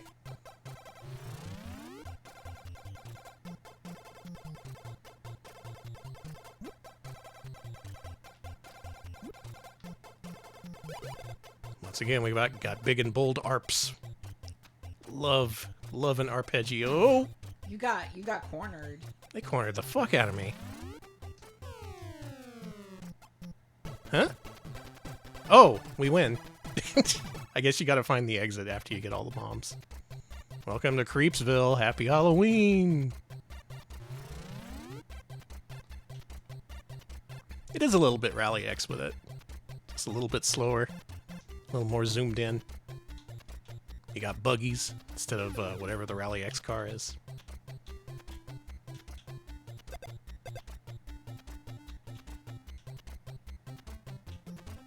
Did they give it a cool cover? I bet they did.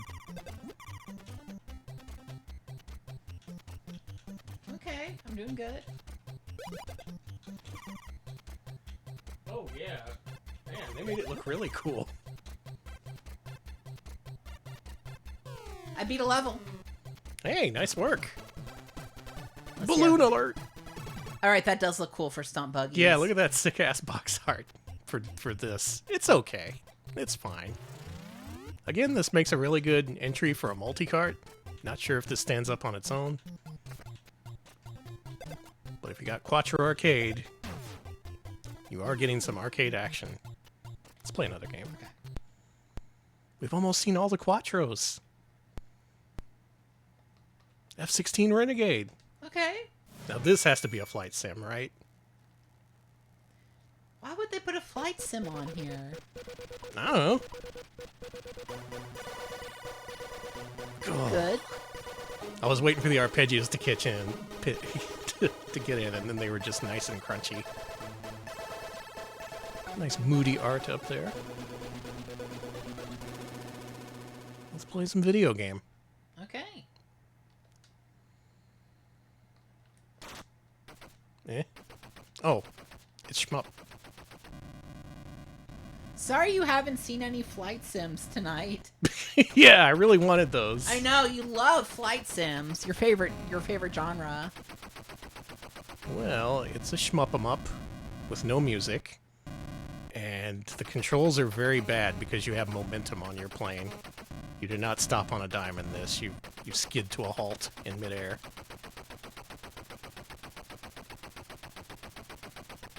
I guess we haven't seen too many shmup-style shmups from these guys just yet. But this really could have used some music. Yeah, that would have been helpful.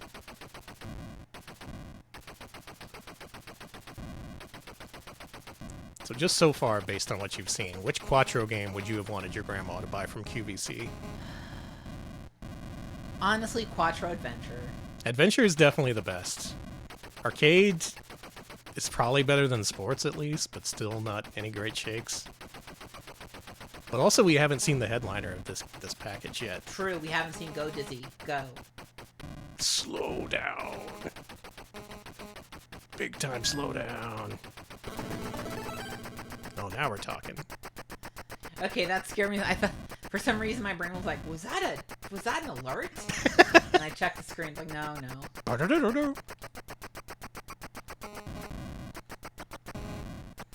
Thank you to Alistair Arpeggio for the $5 donation. They write in. Thank you, Alistair. We got one last game on Quattro Arcade, and then we're free of the Quattros. Folks, the egg is back. It's a double dose of egg with Go Dizzy Go. ARP jams.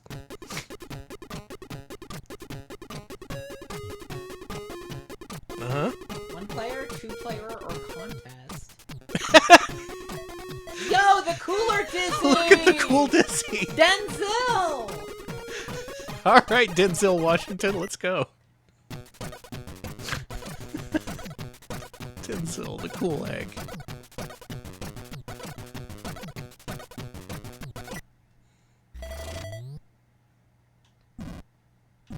Egg versus cool egg. Well, this ain't a Dizzy game at all. This is an overhead view action game. Yeah, I'm much better than Dizzy. Yeah, I got 4 fruits. How many fruits do you have, Dizzy? They did call this Quattro Arcade, so I guess it makes sense to have a more arcade-style Dizzy game. And I do believe this game is rooted in a ZX Spectrum predecessor, so very soon we'll get to those. Really curious to see the origin story of these games. Denzel is the fruitiest. Yes, technically that is true. Dylan! Dylan, you're always being transported to a magical world. Okay. Wave goodbye to a nasty fish. It's a Sokoban too? I'll be damned. You can't touch them, even though they're asleep. Looks like Denzel wins again with 10 fruits. It's a Pengo. Yeah, it is a little bit of a Pengo. Action Sokoban, a.k.a. Pengo. This ain't so bad. I could see getting into this. Is this the best game of the package, you think? I think so. I think I like it better than CJ's Elephant Antics.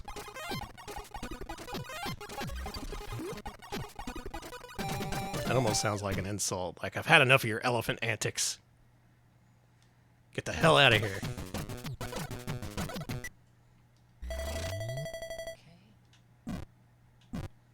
Never hear anyone talk about this game. Have you? No. It's the lesser-known Dizzy they don't want to hear you talk about. Damn it! Denzel! Denzel, if you get that last fruit, so help me God. You might say Denzel is cracked at this. No. Danny, why am I good? Why are you so good at Egg Game? And it lets you play the bonus game afterwards, whereas I just have to sit here and sulk.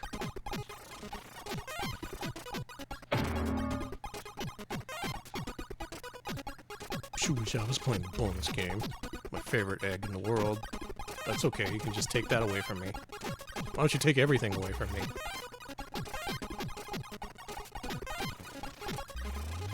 Almost did it. Almost. Good enough. Alex is the fruitiest. It's I true. am the fruitiest. That's why I'm winning. Let's do one more level. I kind of like this game.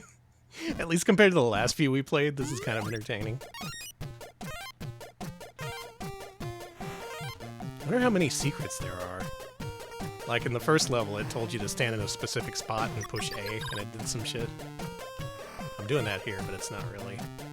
Satisfy your greedy appetite.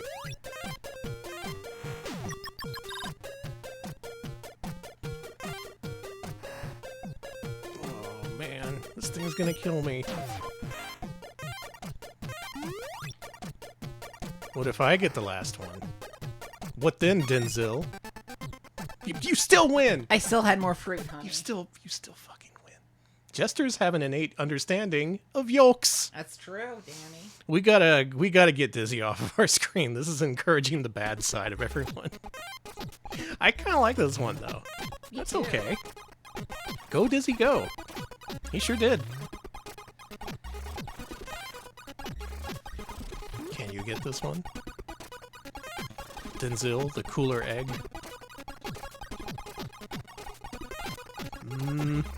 Not this time. Sorry, egg buddy.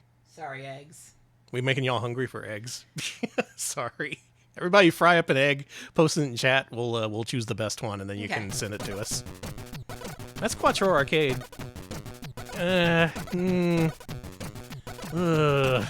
These games are starting to drop off in quality pretty quickly, unfortunately. I need to add Denzel to my list. Let's pick up some Denzel eggs at the store. We got one more game for 1992, and then we can move on to the finale in 1993. Stunt Kids! This is a two-player game. We can enjoy this with 2 players. Oh, it's got the weird bug-eyed freaks from that tennis game. After Eggs of Steel, you couldn't even look at an omelet for months. Yeah, that game has that, it has that effect on people. There it is, one of the final single non-multicart releases from Camerica. Stunt Kids. What are they? Is that one naked? No, it's... I guess those are jumpsuits. Yeah, don't worry about it. I'm the driver of the stunt truck. Oh, look at me go.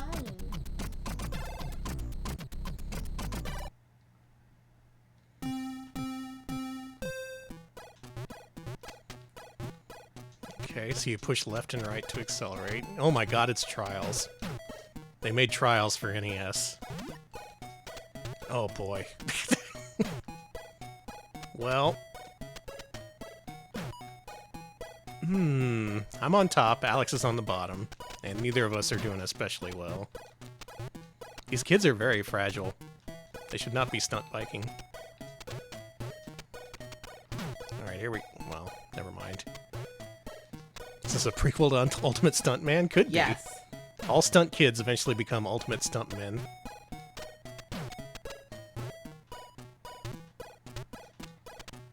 It's fun when you get going and you do those big jumps, but also it's really easy to fall off your bike. Like so. I have been known to enjoy a Trials. I played some of those games. Those are okay. This one, maybe the technology wasn't there yet. Oh.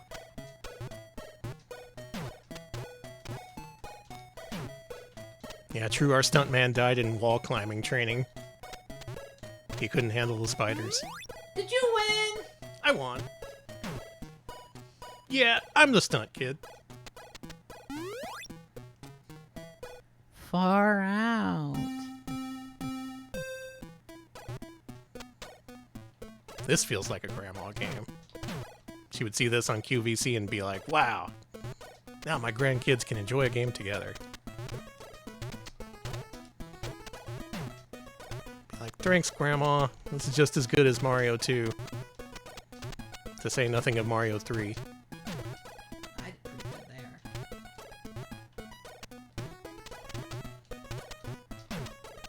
It starts to feel good when you get a sense of momentum going and then you instantly crash. They should have renamed this Clumsy Kids. Messed up kids. Yeah, the messed up, fucked up bike kids is what they should have called it. Damn it. Looks like one of the Nick arcade games they I played won! to determine who goes first. It really does. Nice work. Far out. Alright, let's do one more level. We're the stunt kids. We're kind of freaky. You don't like looking at us. We're the stunt kids. Yeah, track designed by Dr. Robotnik.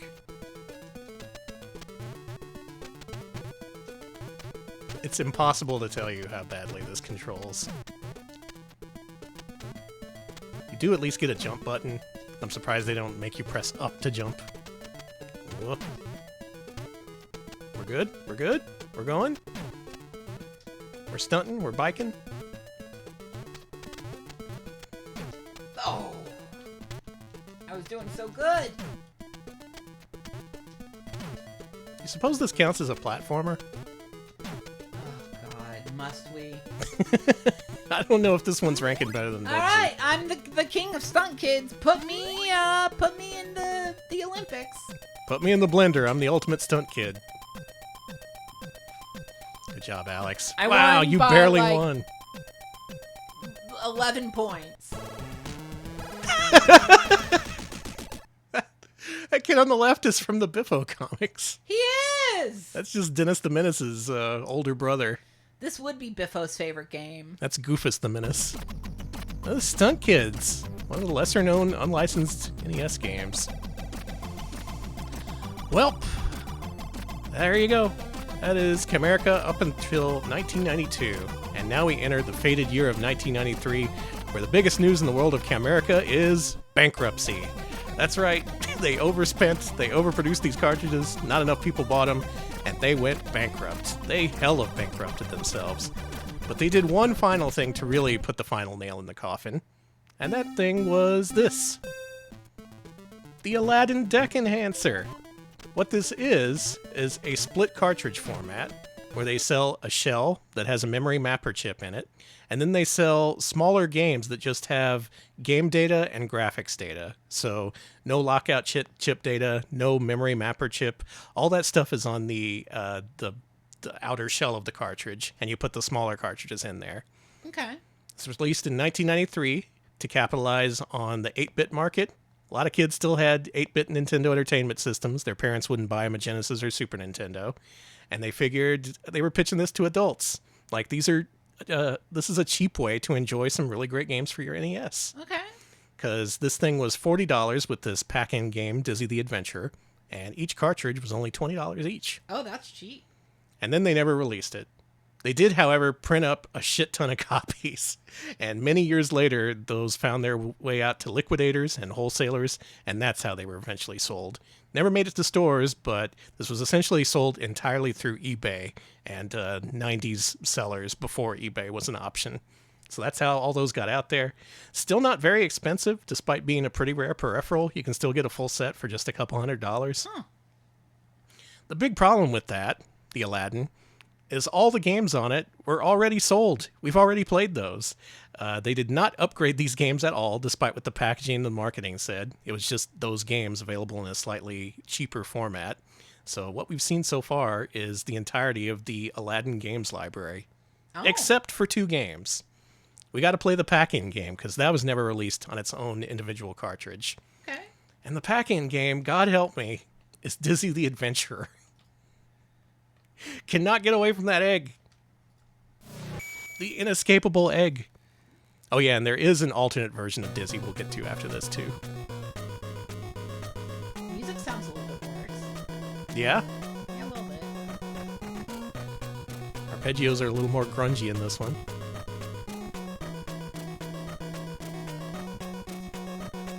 This one's got a story. They were searching for Pogy, their pet fluffle. Pogy? Pogy? Man, who the hell is Pogy? Can I beat Pogy up? We'll find out who Pogy is very soon. Okay, good. There's the wizard Zax. Buttons, please don't sniff him, mister. Get away from there. Get out of there. Buttons is putting his whole head onto the mister. Okay, stop. Oh no! She pricked herself and fell into an endless magical sleep. Buttons chat says hi. Hi, Buttons. Oh, Dizzy is seized by Boris the Troll, shut in a dark prison. is there a way out for Dizzy? Can he find an awakened Daisy? The answer is lie with you. Me? Pogy. They should lie with Danny. Danny, you do it. Let's play. All right. What? Wait a minute. We got to hear that again. Hang on. Did you hear that? Here we go. Let's play Dizzy. Is that him? Yeah. The egg speaks. Well, here we are, deep underground. We have a match. We have a bucket of water. I guess we gotta use the match on this. Yeah, put the pile of straw in front of it. Yeah. And then set it on fire. Yes, that should help. Charge! And now... Yeah, set a fire underground. Then I bet you have to put a bucket of water on it. Oh dear, you got too close to the fire. Ah! Oh my god! Jesus Christ. Okay. Okay, don't get too close to the fire. So that's the kind of game this is. Understood. Okay, now we can start our adventure. Oh, fiddle-dee-dee, look, Danny, it's me. I'd rather... Oh, goodbye, egg. I feel better in prison. Oh, the incredible edible egg. I'm just gonna boil you up. I'm gonna Crack you open with a spoon and eat you. set off a rock slide and just entomb myself in here, if you don't mind. Goodbye, Dizzy. Cannot escape the jester. So this one controls a little bit better than Treasure Island Dizzy did. He still rolls a lot. Who the f... Oh my god, I'm scared. Can I grab this? Yoink. Out of here. Cartman, thank you for the 50 bits. Hard-boiled jester. That's me. We're gonna have to talk to this guy, don't we? Fiddle-dee-dee, please talk to me. Hi, what's the matter, Jester? You look so glum. The king may return any time, and I have committed a crime. He rhymes. Fuck me, he rhymes. What is that, Jester? I must amuse the king. If only I could sing. Well, how do you normally entertain him? Blowjob. Juggling is all I know. This is all my show. So why don't you just juggle? But I have nothing to juggle, and my life is a muddle. This guy inspired you, I think. I'll see what I can do. If you could find something for me, forever grateful I would be. That was an extremely long dialogue sequence just to punish me specifically 20 years in the future. So thanks, Camerica. Excuse me, I mean 30, 40 years, however long it's been. Whoa, what? Who's that? Come on, wake up. Oh, it's you, Dizzy. What do you want? Can you help me rescue Daisy? But I'm tired. You're always tired, Dozy. Am not. Oh, never mind. Go back to sleep. You got it. Dizzy's world is full of antagonistic creatures. Dizzy turns to look at the mushroom. This mushroom looks very strange and feels rubbery. Cartman, thank you for the 50 bits. Thank you. Jester is both gay and doing crimes. The egg would prefer instead to crack a chime. That's true. A small cage. Will this lion eat me? Oh, ouch! Ouch, groan! Groan! What? Did that nasty troll push you in the thorns? Arr. He did, and now you've got a thorn stuck in your foot. Arr. Well, I'd like to help. I'll see what I can do. Arr.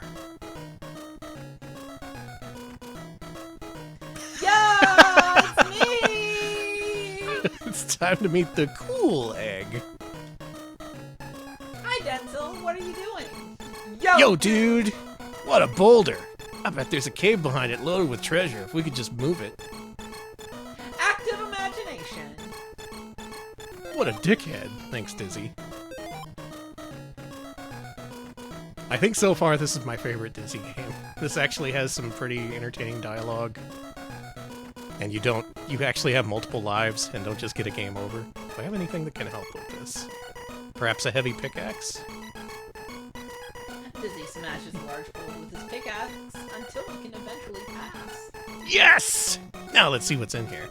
Denzel can't wait. He rushes past Dizzy into the cave. Hang on! Denzel, wait for me!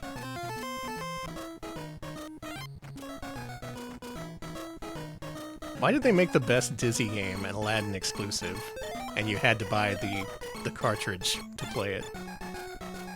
Do they want Dizzy to fail? Ooh. Like the cave, Denzel? It's just the best! It's wicked! Most excellent, even! Yeah, whatever you say, Denzel.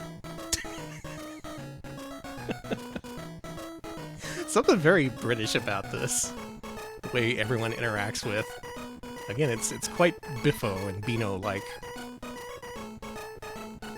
Perhaps that's my experience with British comics. You gotta roll off the boat! He roll off the boat. You roll off the boat. Stupid egg! Denzel is most triumphant. Thank you for the 50 bits. That's Dizzy the Adventurer. There's a big, long quest in here for those brave enough to take it on. However, you only get 3 lives, and there's a lot of instant death around every corner, so make sure you have a lot of patience. Now, believe it or not, in terms of Dizzy chronology, this is actually Dizzy 6. It is the 6th Dizzy game, because this was originally on ZX Spectrum. And, yeah, there were 6 games in between this one and the first one. The other game, to be released by Camerica in 1993, that also came out on a cartridge, as well as on an Aladdin cart, is The Fantastic Adventures of Dizzy. Let's see about that. Let's see how fantastic these adventures are. Now, we will play the Aladdin version in a second, but we have to play the standalone version first. Okay. Bill, do you like this one? Is it truly fantastic? There he is. Ah, spider.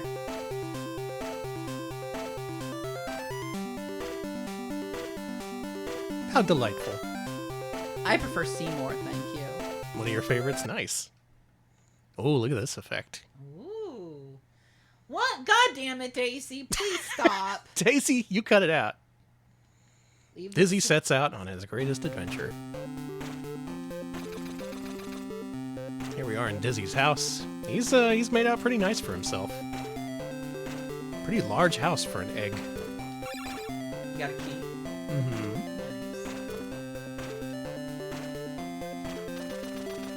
Nice. Oh, an NES controller, you say? Hang on, does every single scene have its own name? Like a ZX Spectrum game? It better. It does. Oh, now here's some Ultimate Arpeggio music. There's 100 stars to collect in this game. And just like the other ones, it's basically a combination point-and-click adventure game and platformer, only less clumsy than Linus Spacehead. Sorry, Spaceheads. Sorry, Space. I gotta tell it like it is.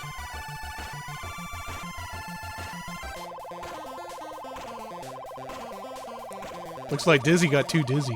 It looks like you got dizzy. I beat you to it, Chester. Hocus Pocus, busy with... Oh, no, don't, no, come on. Come on. I just did Kirby Slide last week. You can't do this to me. Okay.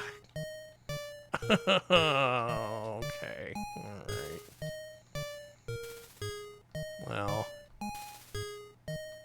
I played worse slide puzzles, I suppose. This one at least allows you some freedom of movement.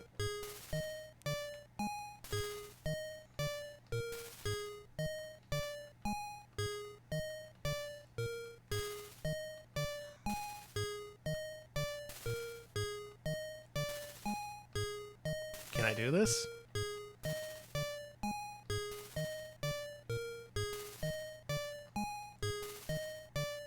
May I do this? Let's go. Hocus Pocus, busy Wizzy, conjure up another Dizzy. They call me the slide puzzle master. Thank you, Kirby. Whoa, there's two of them now. Hey, he's pretty excited about that. Pretty happy. Wow, so they're slide puzzles, but they're actually possible.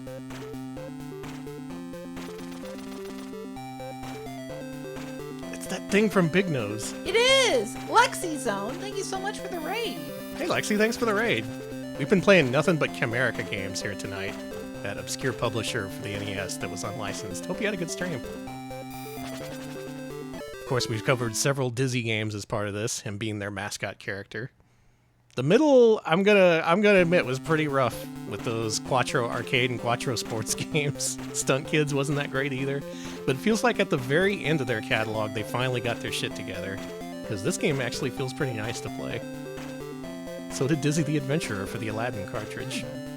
And you know what? Since we're here, why don't we check out Fantastic Dizzy for Aladdin?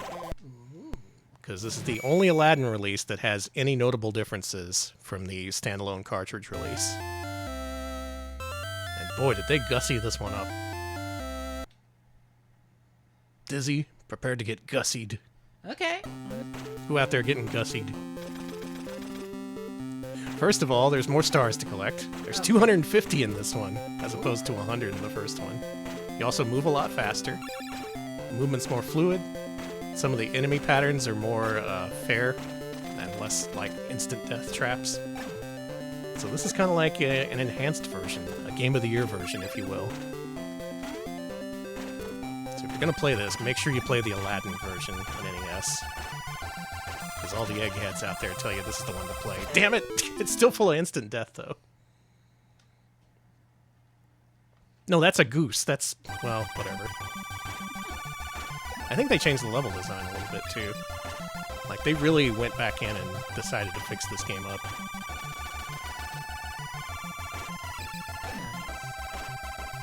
Hey, you can't even go to the left here anymore. It's Dizzy Revised. Man, can't believe they revised Dizzy for the modern ages. Freaking kids. Like, we don't want the old Dizzy. We need a new, cool Dizzy. We need a Dizzy in flared jeans. I think what you want is Denzel. Yeah, we want Denzel. Denzel needs his own game. There's the king.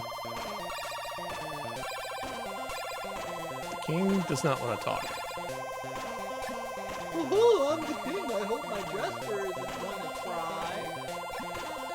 So right after this, and before the launch of the Aladdin compact cartridge deck enhancer, Camerica went bankrupt.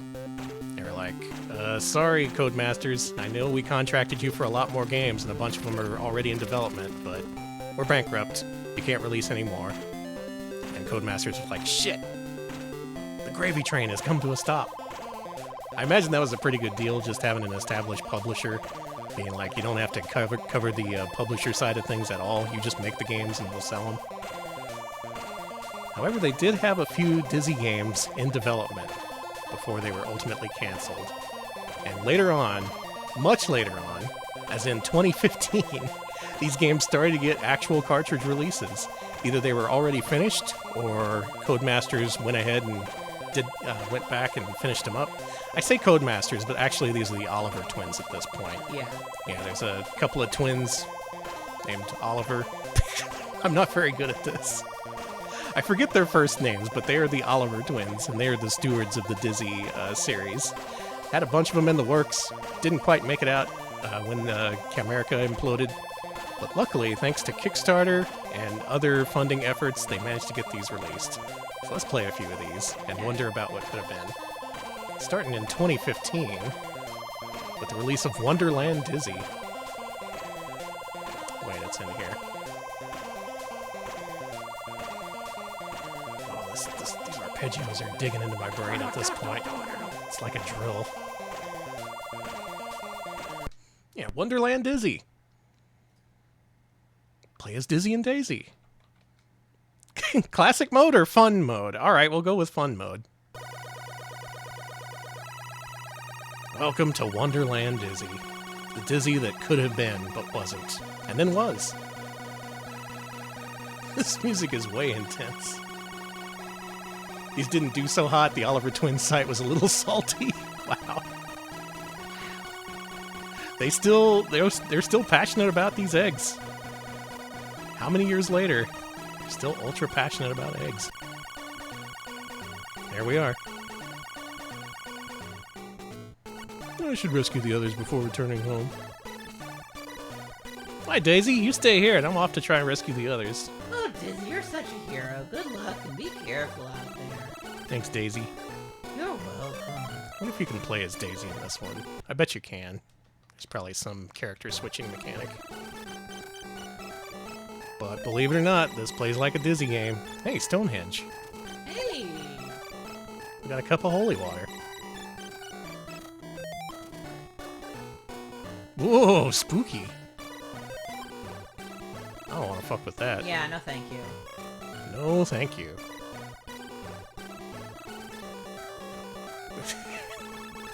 You okay, dude? Dylan, is that you? Wow, Dizzy, help me, man. I was just sitting among the flowers when I started to sprout. Now I'm a bush. Great, we have a pothead, Dizzy. Don't worry, Dylan, I'll get some help. It's okay, man. I love this There's grass. his pipe. Alright, we have to give him his pipe. There, you can smoke. Problem solved. That's what I call puzzle solving. A poisoned apple, eh? Hey, Dylan. No!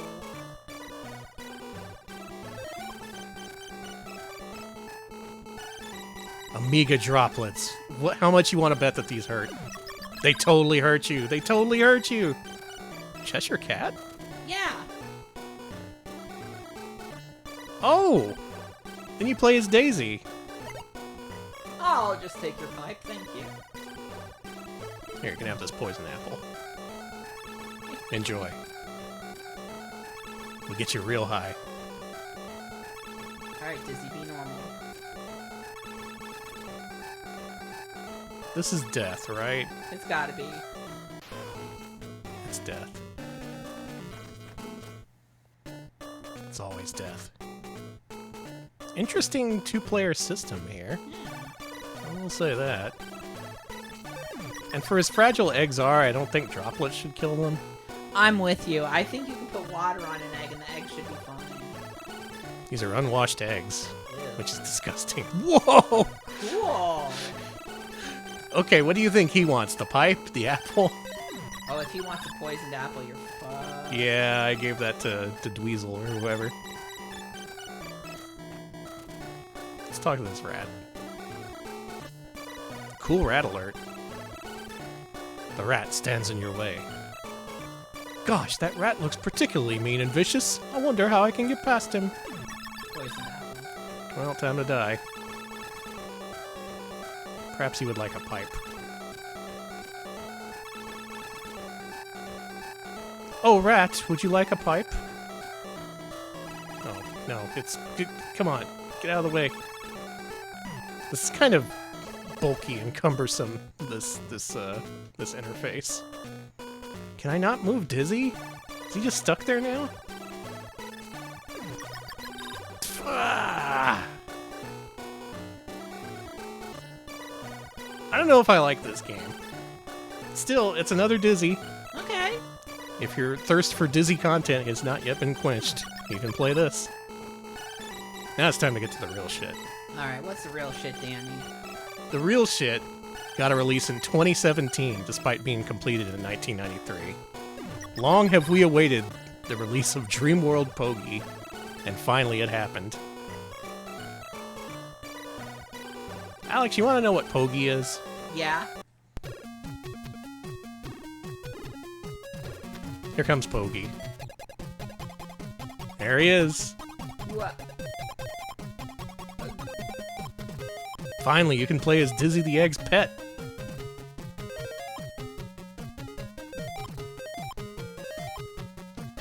Pogy? What did that one game call him? A Flurbus or something? Yeah. A Scrungus? It's a side-scrolling platformer, and unlike Dizzy, you don't have to collect shit. It's just a straightforward hop and bop. Okay. Though I don't think you can bop in this one, you can only hop. Watch out for the fire, Pogy. Oh, there's a girl. Okay, in two-player mode, you get to play as a new character, a girl Pogy. Nice. Yeah, that's cool. Oh my god! That's Pogy. Y'all wanted to know what Pogy looked like? There he is. In all his glory. No, thank you. So the entirety of some of those Dizzy games, you were looking for this thing. I would have let him stay lost. Feet. I'm glad he has the huge feet. Also ears. Danny, I don't like Pogy's hyper-realistic form. The weird thing is I like the game. This is one of the better Codemasters NES games. It plays nice. The controls actually are responsive and don't have that weird floatiness that a lot of them do. But also Pogy himself is A monster? repulsive. Yeah, a repulsive monster, basically. Quite unfortunate. Because he looks fine here when he's in abstracted chibi mode. But then when you get the, the extremely gruesome close-up, all of a sudden you don't want to play as this guy anymore.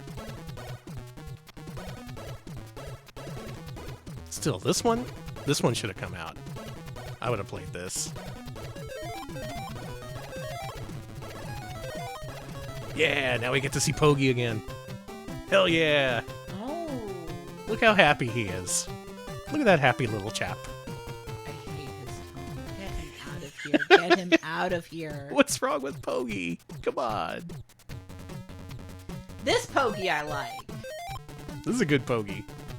I like that sometimes he turns evil when he gets one of those power-ups. I do like evil Pogy. I like evil Pogy too. Yeah, look at him. Urgh, he's pissed off. Pissed off Pogy who fights. Oh, jeez. Now he's dead. DreamWorld Pogy, finally released in 2017 on cartridge. I think a prototype ROM was discovered before that, but then the Oliver Twins did a Kickstarter for a cartridge release. Now everyone can play DreamWorld Pogy. Believe it or not, there's another unreleased Dizzy game that was finally unearthed and released in 2018. It's called Mystery World Dizzy. Mystery World Dizzy? This one was new to me. I played this for the first time putting together this stream. At this point, they've added casual modes to their games, which I think is... Nice. Yeah, it's nice. Let's see what this one's like. Let's play by Dizzy. Guess what? It's Dizzy. Danny! Dizzy was burnt by the fire. I had to see if he was fireproof, okay? You got bread and some beer. Don't need anything else. Wait, is this a friend? It is a friend. Please let me out. I'd like it, but if the king found out, he'd torture me. Ooh. Got more stars to collect, more items to find, more things to put in their proper place. It sure is a Dizzy game. I bet you can use that water pitcher on the fire. Oh yeah, that probably works better than just jumping Running through it. Hey. Damn, I thought it was a pitcher of beer. Me too! And then I was like, wait a minute, I bet that's water. This one is tougher than Dizzy the Adventure and Wonderland Dizzy because there's a bunch of enemies I see. So maybe if you're looking for a hardcore Dizzy experience, you can play this one. This is for the real Dizzy freaks out there. No, for as similar as a lot of these games are, I think it would have been better off if they were released back then, because they're certainly qualitatively better than a lot of the Camerica releases. The rat guy. attacks Dizzy. What does the rat want? This is a remake of Dizzy 3 Fantasy World Dizzy. Let me see. I thought Dizzy 3 was Fantastic Dizzy. Wait a minute. I'm getting all mixed up now. You're getting the Dizzies all mixed up. You might be a little dizzy. A hard-boiled Dizzy experience. Alright, let's see what happens when I lose my last life. Let's see the hyper-realistic death scene. One thing I can't get past in these games is the way he just rolls around. Occasionally he'll just like roll right off a platform you're trying to land on. The rat attacks Dizzy.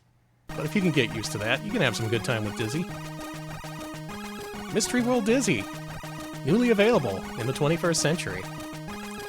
Surprisingly not the last unreleased, unfinished Dizzy game for NES. That is our next game, which I think was released in, what, 2019? 2019, yeah. 2019 finally saw the release of Panic Dizzy. This is the last one, I promise you. This is the last one. This is a compilation of a bunch of really fucked up puzzle games. Denzel and Dylan! We get to play two-player in this one. Oh man, do I want to be Dylan or Denzel? I want to be Dora. We haven't seen much of her. I'll be Denzel. Okay, let's do it. Push your start button. Now let's see if you can figure out how to play this game, because this took me a while when I was trying earlier.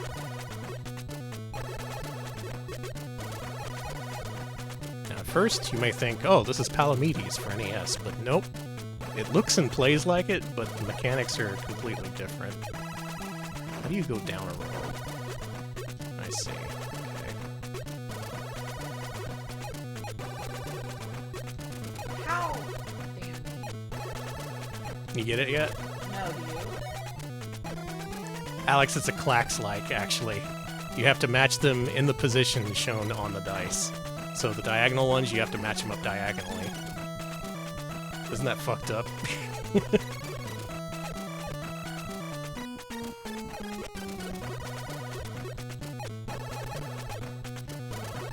This is a tough one to wrap your head around.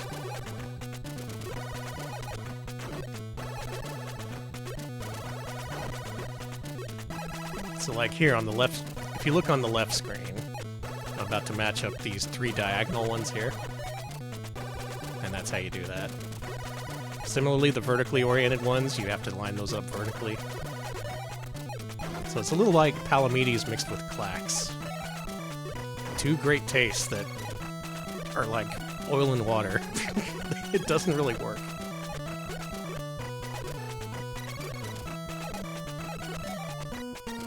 Finally, in the 2010s, it was time for Clax. At least if you back this game on Kickstarter. Well, Alex, what do you think? Ah! Can we get you to fund this one? It's a little scary. It's not for the faint of heart. Dizzy puzzle exchanger, pretty much. It's something. There's a kernel of a good idea here. Oh, I got a combo? Oh yeah. How you doing over there? Fine. I know how to play video games.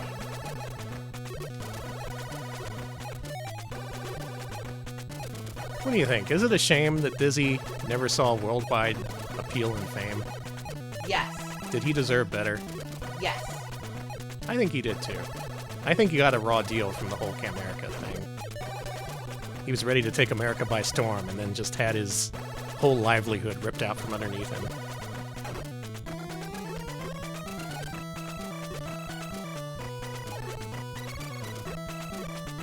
Can't really say I'm a fan of this game though. It is novel. It is a little unique. But, as for being a fun puzzle game, I'll stick with Money Puzzle Exchanger. I hate thinking. American ham and eggs. They should have branched out to breakfast, yeah. Can I get the Dizzy special at Denny's? I wish they won't. The Denzel special? Where you show up at Denny's high as shit. A lot of people order that.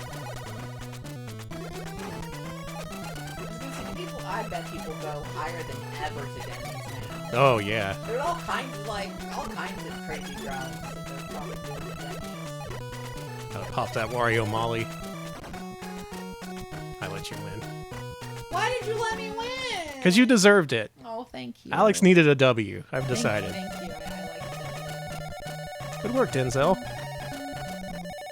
That was different. There's 4 more games in this cartridge. Really? Yes. You want to play them? Yeah. Alright. See if we can figure out this one. I'll be done this time. Well, these later games were also being ported to Genesis, but those were canceled. Damn. Poor Dizzy. Oh, I see what this is. I fucked up immediately. This is one of those games where you have to make a single contiguous run across all the tiles. We both died, yeah. I can try this again. Yeah, let's try this one again. I think I can get this one. Let's do it. Let's do it. Put me back in. Ultimate Stuntman had segments like this. Wow. I need to play more of that game.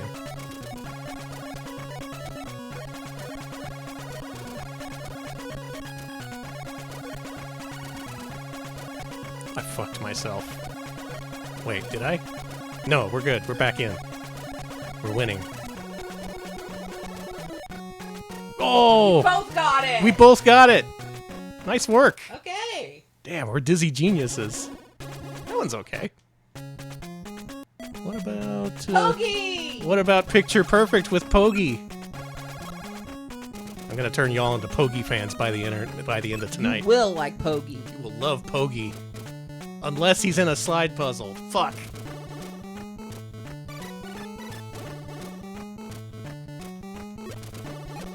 Oh no. Oh no, it's slide puzzle magical drop. Oh no. This is my nightmare.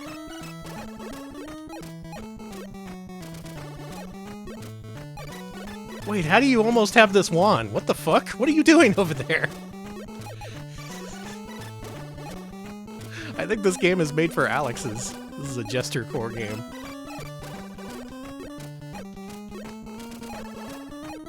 Dude, I'm all struggling over here and you're just like, yep, this is a normal video game. I'm gonna play this like a regular person. Just gotta move over the Pogy sign. I don't know what the fuck I'm doing. My Pogy's a mess. Danny and I cracked at Panic. I think we found the game for Alex and it's Panic Dizzy. Holy shit, well let's see how good you are at Match More. Okay. Alex is locked the fuck in. This one I couldn't understand. See if you can understand this one.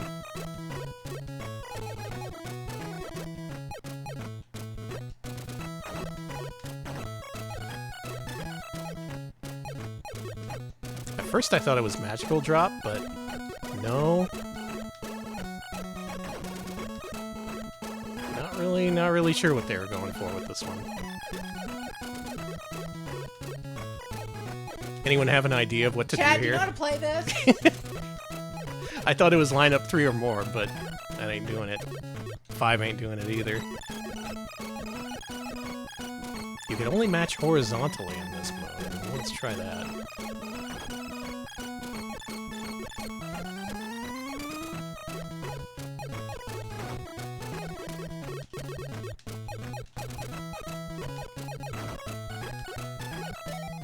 Ah, yep. It's horizontally 4 across. Okay.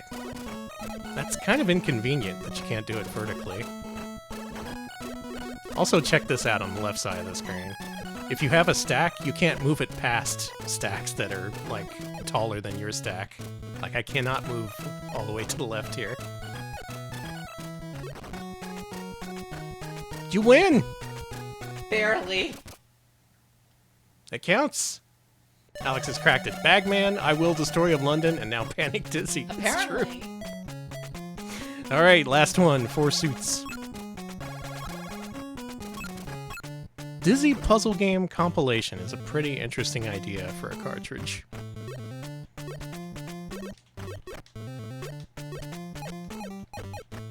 All these games are kinda similar.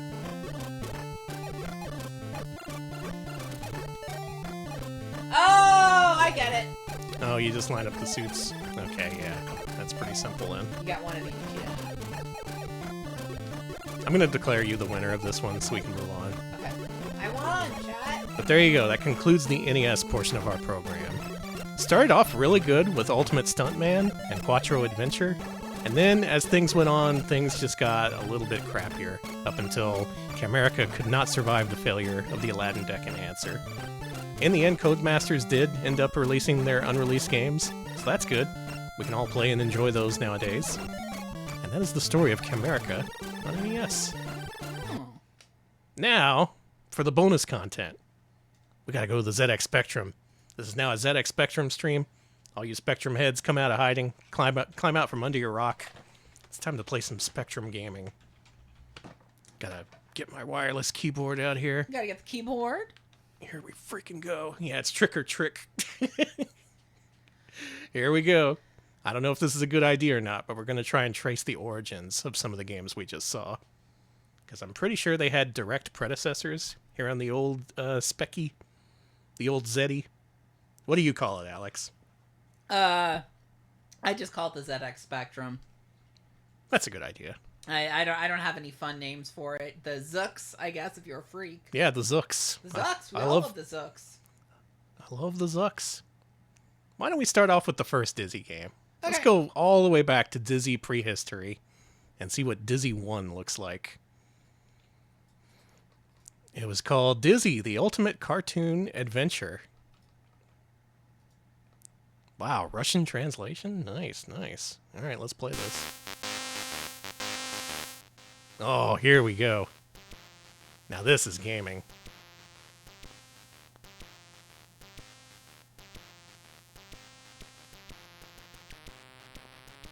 This is the hottest British jam of 1987. There we go. Now we got full screen Dizzy. Some nice squeaky jams. Venus music. It is Venus music. Alex, are you ready for the ultimate cartoon adventure? Yeah. Let me press K for Kimpston. Here we are. That's him, the very first Dizzy ever. Gotta get me a Kimpston stick for this. There we go. Look. Yay! I'm Dizzy the Egg. I'm gonna be famous someday. I'm gonna go across the sea and be a big hit on the NES. You're all gonna see. I'll show you all. You will, Dizzy. You will. And he did. He became a famous star all across the world. Everyone knew the name of Dizzy. I see. I should have known. Now, he's very prone to rolling in this one especially. He just rolls right off those platforms. Very egg-like in that respect. Am I already soft-locked? No! Damn it. This is the first time I've ever played the first Dizzy, and I got soft-locked 5 seconds in. That's awesome. You probably can't make... No, you can. Okay. I have a burning torch. I don't think I can go back from there. Wow, from humble origins. I assume this game has been hacked to enable infinite lives. He was killed by an apple? You never know, Danny. I didn't know that apples and eggs were feuding. Jesus. I think I am really soft-locked. You are. Well, shit. That's Dizzy. That's Dizzy 1. I guess they did make the games more friendlier in the future. But for 1987, I guess this truly was the ultimate cartoon adventure. Let's go to other 1987 games. Try and trace the origins of some of these other games we've seen. Okay. Let's play some ATV Simulator. Oh, whoops. Hang on. I know how this works. Let's play. God, there's so many Zeddy games. Holy shit. That's why it's a good system. Atram, Atrog, Attack, Attacker. ATV Simulator. Got some more squeaky music for you.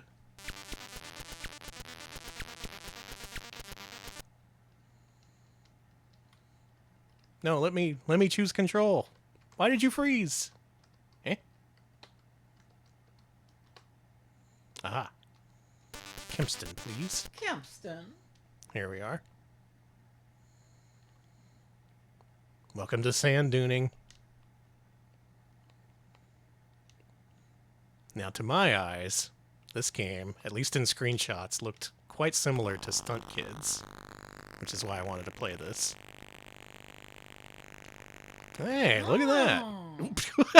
Jesus. Oh my god, I'm dead. Ooh. You have to get back on your bike, too. Alright, I was wondering where Stunt Kids came from. It appears this is the predecessor, with its hump-based gameplay. Love a good hump game. Yeah, me too. Look at that, you got the jumps in here. You got the tilting action. You got flying off your thing when you go too fast. Ah!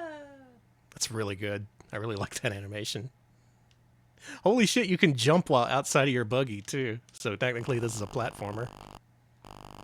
Hello? Excuse me? There we go. This thing do not want to go. Oof. Okay, there we go.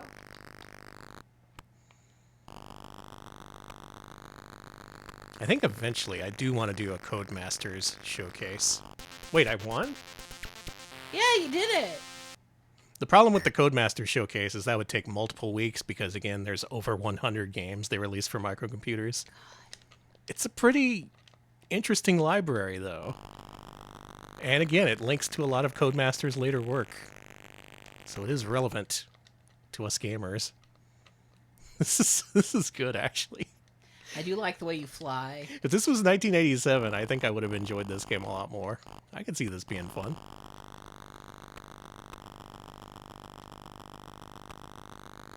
Damn, the animation is pretty good, too. Oh. Ah. Whatever, I'm just going to walk the rest of the way. Goodbye. Let's play BMX Simulator. Okay. Because this one we saw in Quattro Sports? Quattro Adventure, I think it was. And this one was directly on the ZX Spectrum. Where's Quattro Vagina? Alex, What? get your Gundam jokes out of here. No. I ain't never seen a Gundam. You Unless there's one for the ZX Spectrum, then I'll enjoy Gundam. They got Gundam with the ladies in it. Oh, now we got a Stomper. Oh, the Evil Knievel Game Boy game? Yeah, yeah. No, I didn't ask for that. I wanted... Okay, yeah, here we go. Give me Kempston, a please. Kempston. S, here we go. Hot dogs! Hot dogs! And believe it or not, this looks quite similar to the BMX simulator on the NES. To the extent where there's only a few more colors. It's pretty much a direct port, actually. Got the same gameplay, the same lack of music, the same tripping over your damn self because you get stuck in the terrain. I'm the biker at the bottom making a damn fool of I was themselves. gonna say, are you the one falling over and over? Why am I going backwards? How do you drive this thing? Why did I enter? I've never ridden a bike before.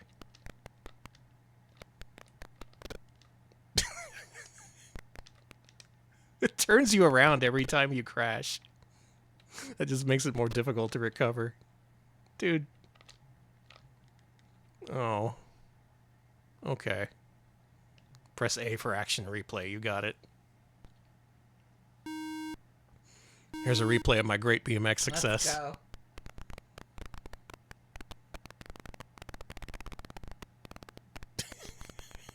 You'll never guess which one I am. Okay. So this makes more sense as a ZX Spectrum game. This feels at home on this platform, whereas the NES one very obviously felt like a quick and dirty port. It is pretty funny to watch me eat shit over and over again. And this game was pretty popular over there for whatever it's worth. It's just all about context, right? You expect more from an NES cartridge as opposed to a tape that you pay $5 for. Yeah. So speaking of which, let's move on to another Quattro game that we've seen before. Let's see what Super Robin Hood looks like on this. Now, Super Robin Hood, that Ultra looked like a ZX Spectrum game when it was on NES. So I'm really curious to see what this one looks like. Master, expert, good, fair, poor, panda. Panda? Pandas aren't very good at this game. Oh, shit. Yeah, now I'm just hungry for hot dogs. Hot dogs do sound good. Advertising works. Yes, please. Yes, please. Oh, ho, ho. We're fancy now. Give me a Kempston, if you would. Aha! Now we've got a proper specky game on our hands. This definitely looks like Super Robin Hood. NES one was more... I think it had side-scrolling, whereas this one is flick screen. Makes more sense for a Spectrum game. But it has a lot of the stuff that made up the NES one. Oh, he hates stepping on the spider. That hurts a lot. That hurts a lot! There go your health. Let's try that again. Here lies Robert Earl of Huntington, 24th of December. Ass. Give it another try. Okay. Give it another go.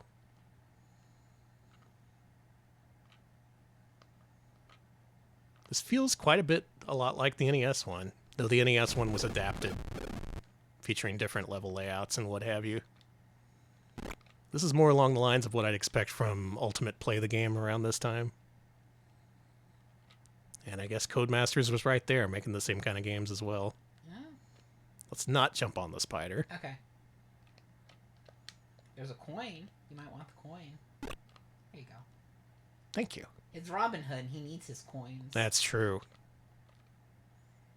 He needs them to throw at people. Goemon style.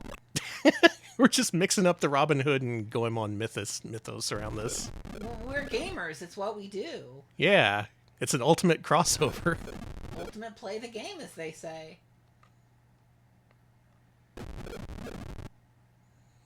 I like that grumbling noise whenever he loses health.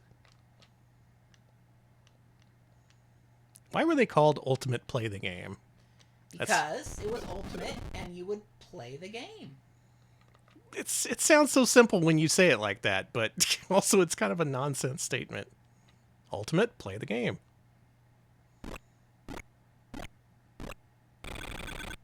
Oh, good sounds. I guess you can turn this into an NES game. Yeah. Just with a little bit of work, add some horizontal scrolling, make it a little more playable for gamer tastes. Otherwise, this is mostly the same game. Which is to say, it's Jet Set Willy, but with Robin Hood. Good. Oh, shit. Crunch, crunch, crunch, You're crunch. getting crunched. Let's see what old Treasure Island Dizzy looks like on the Specky. Okay. Because I'm curious.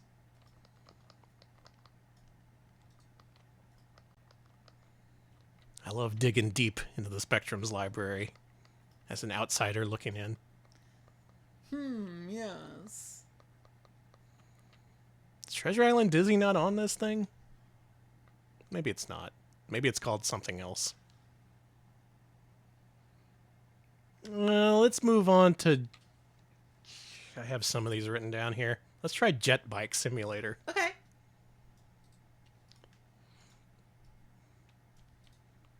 I'm sure Treasure Island Dizzy is here, just under a different name that I don't know. Yeah, maybe Dizzy 2 or something shit like that. Yeah, probably. Jester Quest! Jester's Jaunt! No! Yes! No! Yes!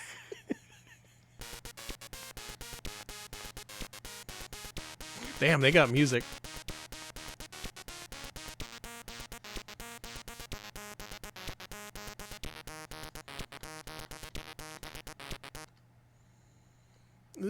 Give me a Kemp. Give me a Kemp. Thank you. Get ready. Whoa. It's BMX Simulator, but with boat. That's a tiny-ass boat. Alex, maybe this is a stretch, but can you see how their many different overhead view racing games led directly to Micro Machines? Absolutely. No, I 100% can see that. Because they did ATVs, they did bikes, they did cars, boats. They pretty much had Micro Machines already made when they struck the Galoob deal. I'm bad at this one. Oof. I think my boat died. Wait, that was a jet bike? Oh no, that's what they call jet skis over Yeah, there. yeah. Yeah, this is the first Splatoon. What else we got here? How about Professional BMX Simulator? Oh. Well, aren't we fancy? Yeah, we're professionals now. Okay. Where the fuck? Hang on. I got lost in my own menu. Yeah, here we go. Professional. What does Pac-Land look like on the ZX Spectrum?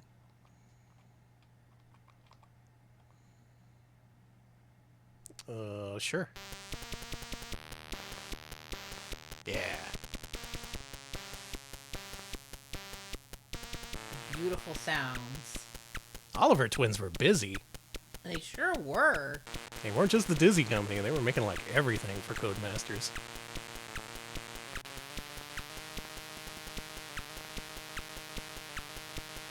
Computer writer, port 1, port 2. May we start? Start me up. Here we go. Choose my tire size. I don't know. Oh, it gave me the wrong controller, too. God damn it. What do you want from me? Here we go. I think. Oh, wait, it's looking for controller, too. Fuck me. God damn it. Hang on. Hang on. I'm not lost. You're lost. Okay, Bud should be a computer writer. Larissa should be a controller. And now we can start. Okay.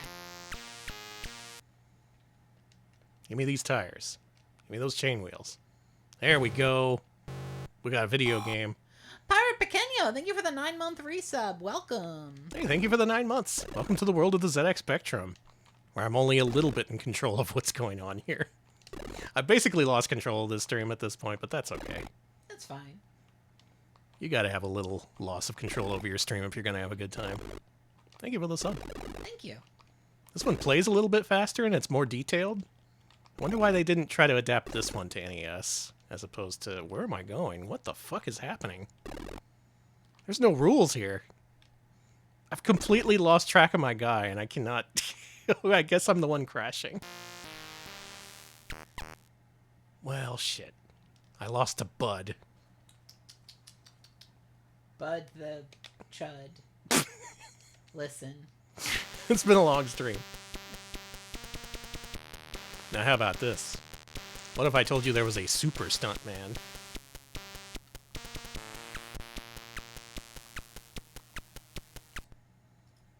He's not quite ultimate.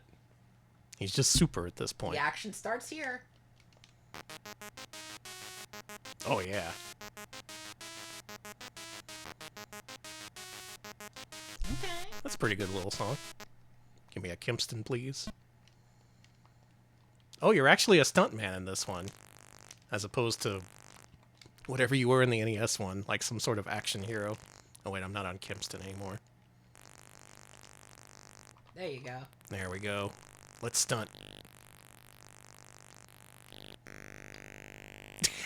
Was it? I won?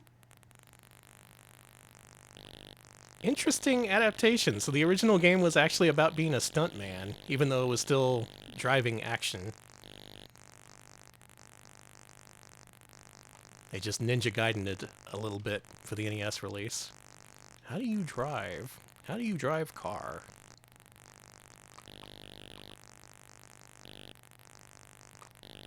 Do you think they're going to say this is ultimate action? There we go. Wow! Amazing action! Action. Yeah, the scrolling's good in this. Gotta say it about Codemasters. They made good-looking and good-playing games for ZX Spectrum. And they adapted pretty well to NES in some cases. This is the fartiest game I've ever heard. Could be true. I can't think of a fartier one. There's a couple of more BMX simulator games, but I think we get the gist of those. What if we played a game called Fast Food? I think this one might surprise you. This is going to be DreamWorld Pogy. Well, you may also know it as Fast Food Dizzy. Oh! Also try Super Robin Hood, BMX Pro Simulator, Fruit Machine Simulator, and BMX Simulator 2, and more.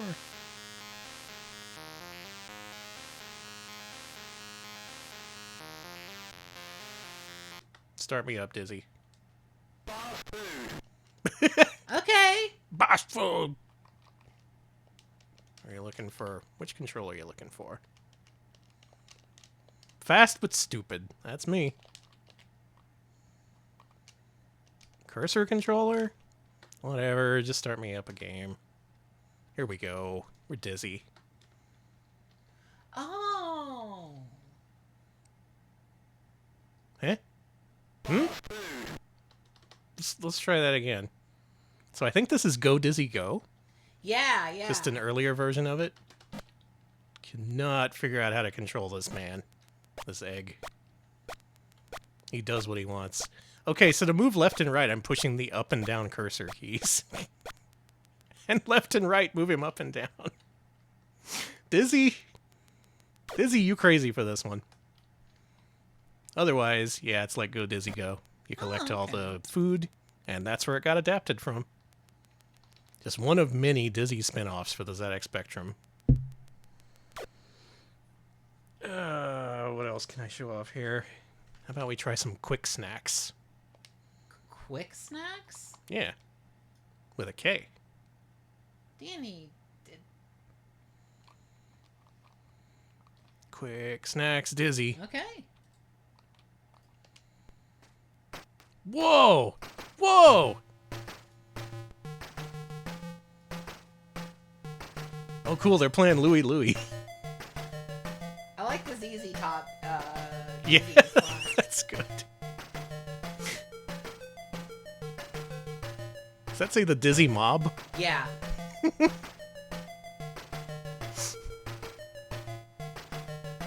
Gotta say it. They had their presentation quality. even on the ZX Spectrum.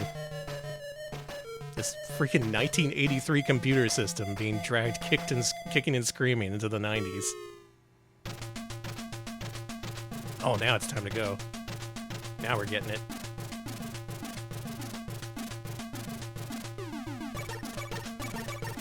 Yeah! There's the ARPs! Okay. I've been missing those. Sunny side up jams! Dizzy management! At this point he had his own The Dizzy Ball! had his own manager. Featuring on drums, Dylan! There's Dylan. On bass guitar, Daisy! Oh, that's Daisy.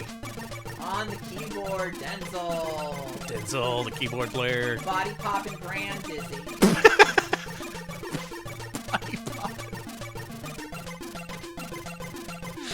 Let's select the Kimpston stick. I thought he was the vocalist, but no, he's just doing body popping. Oh, give me Kimpston. Yeah. Start me up. Start me up. There we go. Grueling tour of Yokeland. Are we going on vacation? Let's go here. Aha, now this is Go Dizzy Go. So Go Dizzy Go, it was actually had several prototypes before we saw the form that it landed on in the NES. And it's most closely related to Quick Snacks for the ZX Spectrum and Amiga, as it turns out. Interesting to see the original forms of these games. Just like I thought, they made a little more sense on their original platform, whereas on NES they had to be part of a multicart. Oh, it's even got these slidey scenes. Yeah. Okay, so this is totally Go Dizzy Go. Oh, you get all the fruit! There's Quick Snacks on C64, but all the stages are different. Man, they put so much work into these. And, like, all these games that I saw had ports for Amstrad, C64, and ZX Spectrum back in the day. And once Amiga became a thing, they started making Amiga ports as well. So Dizzy maybe didn't have a chance on NES. But here on ZX Spectrum, this is where he's shone. He's shone like a shiny egg. Look at him up there, he's shining. Shiny, polished up egg. That's one polished egg. Okay, Quick Snacks on C64 is a totally different game. It's like an overhead flick. Oh, I see. Well, why don't we meet up with an old friend for our next game? I'm skipping ahead a little bit here. Okay. Because in 1992, there was a ZX Spectrum exclusive Big Nose game. And you'll never believe where he's going now. Folks, Big Nose is going to America. Wait, where is he? Where is Big Nose? No! Big Nose? Here it is. Big Nose's USA Adventure. Okay, good. Thank God. I wanted to see what Big Nose gets up to here in the States. Give me that Kimpston. All right, here we go. Here's Manhattan.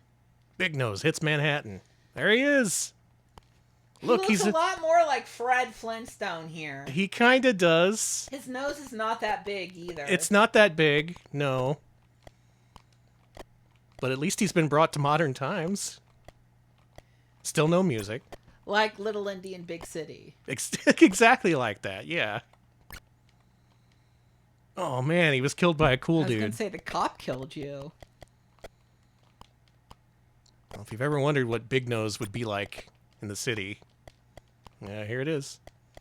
Episode 2, Big Nose Get iPad.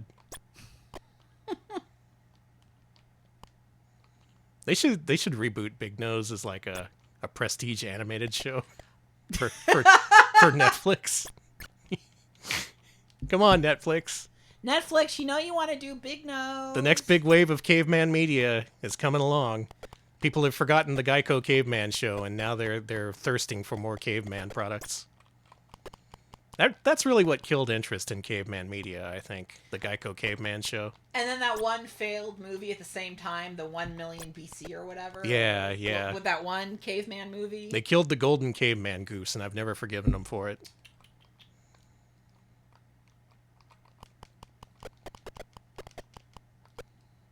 Here it is, the lost Big Nose the Caveman game that you never knew you wanted. All you NES YouTubers, this is free content. Lost sequel to NES Classic? There's your title. Danny, no human being on Earth is called Big Nose in NES Classic. It could be, though. It's not technically untrue. Billy Bong? Man, there's so much cool shit on the ZX Spectrum. What the hell is Billy Bong? But instead, we're going to end this sequence with a sequel to Super Robin Hood. Let's see what this one's like. This is called Robin Hood Legend Quest. Legend Quest, huh?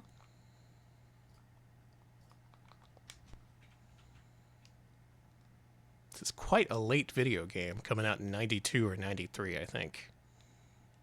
Yeah, that's pretty late for the Spectrum, I would say. Oh my god, it automatically detects a Kempston when you push the fire button? What kind of technology is this? Holy shit. Why didn't the other games do that? Remember, there's no going back. Yeah, okay. 128K version is nicer. Oh, look. This is what we play. This is the NES one. All right, so the NES one inspired, or rather the NES one was inspired by the older Super Robin Hood for ZX Spectrum. And then I think the NES one was backported here to the ZX Spectrum. So that's pretty interesting. Huh. A true cultural exchange. Understanding across different continents. It can happen, folks. It can happen if you want it. We're all gamers.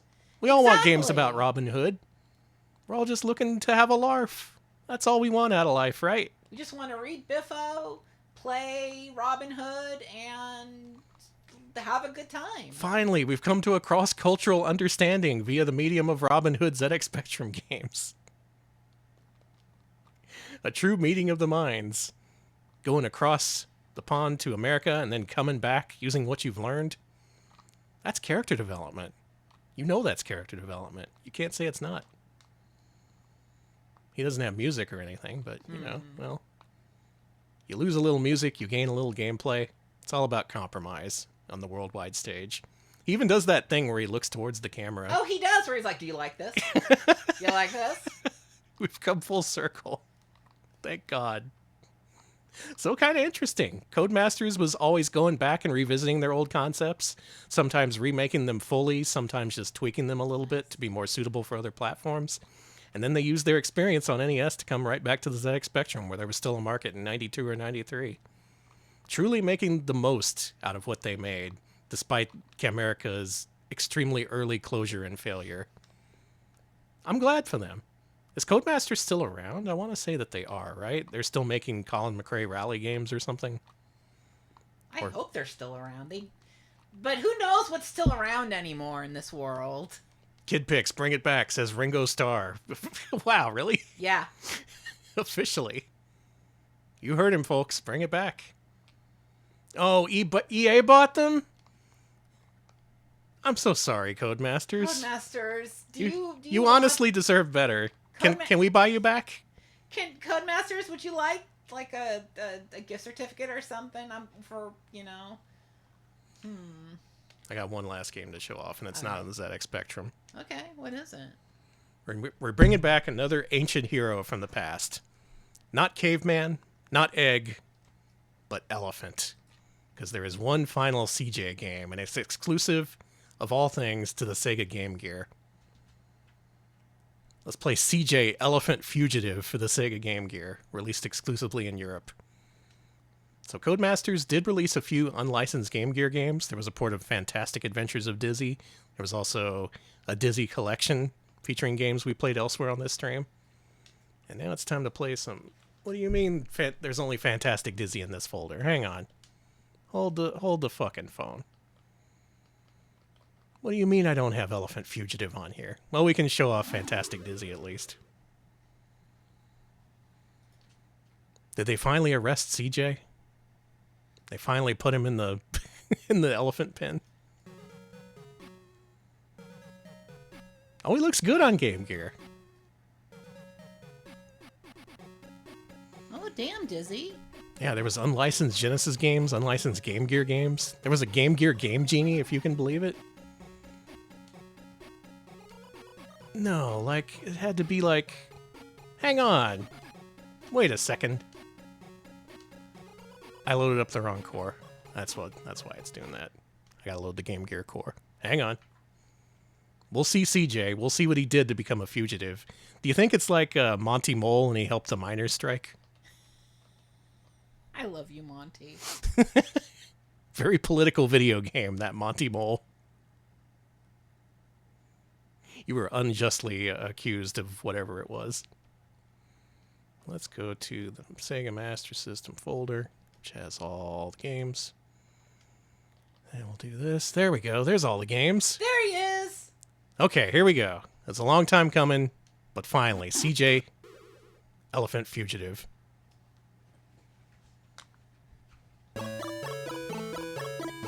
Wow, that's a good title screen. I have a feeling this game was rushed out the door a little bit. Carmen, thank you for the 50 bits. They're gonna give him the elephant chair. No! So this looks like a completely new, exclusive CJ game. He's on the run. I don't know what he did, but it had to be really bad.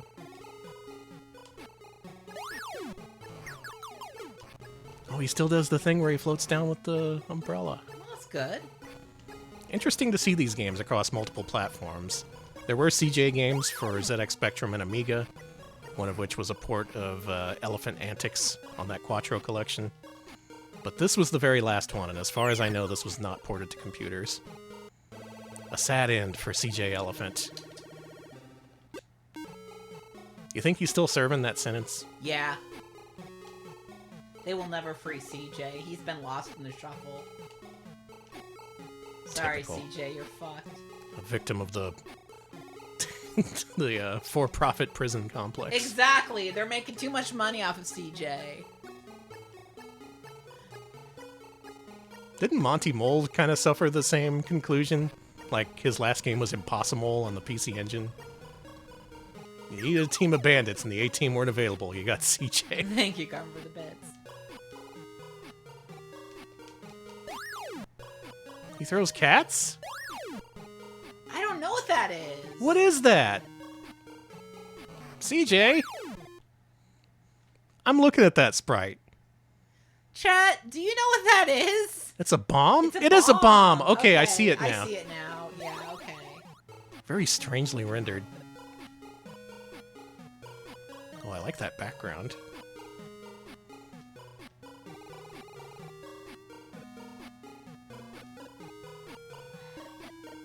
So what conclusion can we draw from this? Codemasters, very hardworking developer, Yes. who worked in spite of a very quickly collapsing publisher here in the US. They released what they could, leaving many games unreleased and unfinished. But luckily that's been fixed recently with the Kickstarter runs of their new cartridges for the Dizzy games. And they did what they could back in the day to release Big Nose and CJ on other platforms as well. So now you know, if you only know Camerica and Codemasters from their weird NES games, now you have a little bit more context. I think they make a little more sense in that case now. Yeah, a little bit. It was fun to trace their origins back to the ZX Spectrum, especially like BMX Simulator. That is totally a ZX Spectrum game. It is. You can't really make it work on any other platform, but they tried. And I guess, if nothing else, the Camerica releases were an early look at Eurogaming for a lot of US gamers. That's true. Yeah, a lot of US gamers would have had zero experience with the ZX Spectrum. So. Yeah. A little bit of a cultural exchange happening and you didn't even know it. This game has great rats. Hang on, I'm gonna end on looking at that rat friend down here. Thank you.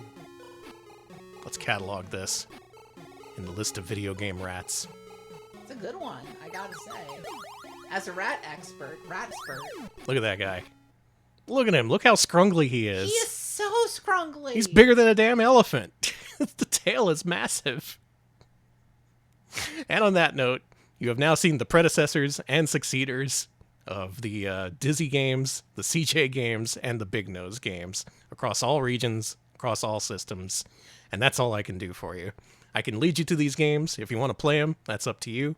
But hopefully now you have a little bit more context behind the Camerica releases for NES. Consider yourselves educated. Yeah, it was nice to explore a smaller niche and try to expand upon it a little bit more. I don't know how much I succeeded, but there are a whole lot of Codemasters games for ZX Spectrum out there, and I do recommend looking them up. It is a truly undiscovered country, at least if you're here in the States. In the UK, you're probably like, yeah, I know this. This is good. We know this. Yeah, I know it's good. I know about CJ Elephant. You're just telling me what I already know. But if you didn't know, now you do. Now you know. We're done. That's it. Special thanks to Pogy. Special thanks to Dizzy, CJ, Big Nose, the Stunt Kids, and all the rest who starred in Codemasters and Camerica games for NES. If you bought this from the Home Shopping Network, any of these games, congratulations. You have a piece of history. I wish I could have bought an NES game from the Home Shopping Network when they were doing that. That would have been a good claim to fame, I think. Just point to that on a shelf and be like, yeah, I got that from QVC. No big deal. I hate him. Alex is enraptured in his pure, unbridled hatred of Pogy, Dizzy's poor pet. It's because our patrons voted the way that they did that you just saw the stream that you just did. They voted for Camerica, and by God, I gave you Camerica. It could have been Color Dreams. Oh, we could have been... What would we have been like at the end of the Color Dreams stream in the alternate universe where we covered that? We would have just been suffering. We would have hated our lives. Right now, I'd be like, thanks for watching. I don't think I'm going to play another video game anymore, ever. So, nobody play video games anymore. I think y'all voted right. That was a good choice. A good little bit of gaming history that went kind of unexplored in the past, I think. But now we've explored it. I feel a little bit better for it. I feel a little intelligent, but not much. That's the Retro Pals experience. I'm going to look for a raid target. Alex, why don't you wrap us up? We're also on YouTube, youtube.com/retropals. We post full-length highlights of our streams there. Our latest one is our look at Bally Midway's catalog before Mortal Kombat, including Domino Man, your favorite. I know y'all love Domino Man, so do check that out. Also have a Discord. You can join our Discord to find out when we go live. You can chat about games, post cat pics. I'll occasionally post a test there, so if you liked us, consider joining our Discord. And last but not least, we also are on Blue Sky, retropals.blisky.social. You can follow us there to find out when we go live, find out when we got new videos up on Retro Pals YouTube, and all the Retro Pals news you can use. Thank you, Alex. You're welcome. I'm yelling from the other side of the room. Hi. Hi. We're rating Dot Level, who is kicking off her Classicvania challenge today. All this month, you can play Castlevania games and fill out a stamp card, courtesy of the Dot Level community. I encourage you to participate. I'm probably going to do some solo streams to try and do some Castlevania 1CCs before the month is out. It's always a good time. Always love Castlevania, and I think you will enjoy it too if you get in on it. So get in. Get in. All right, that's it. We're done. Thanks for watching. Happy Dizzy Eggs to you all. This was a weird one. I'm glad you watched it, though. Thank you for watching, chat. We'll see you later. Bye-bye. See ya, folks.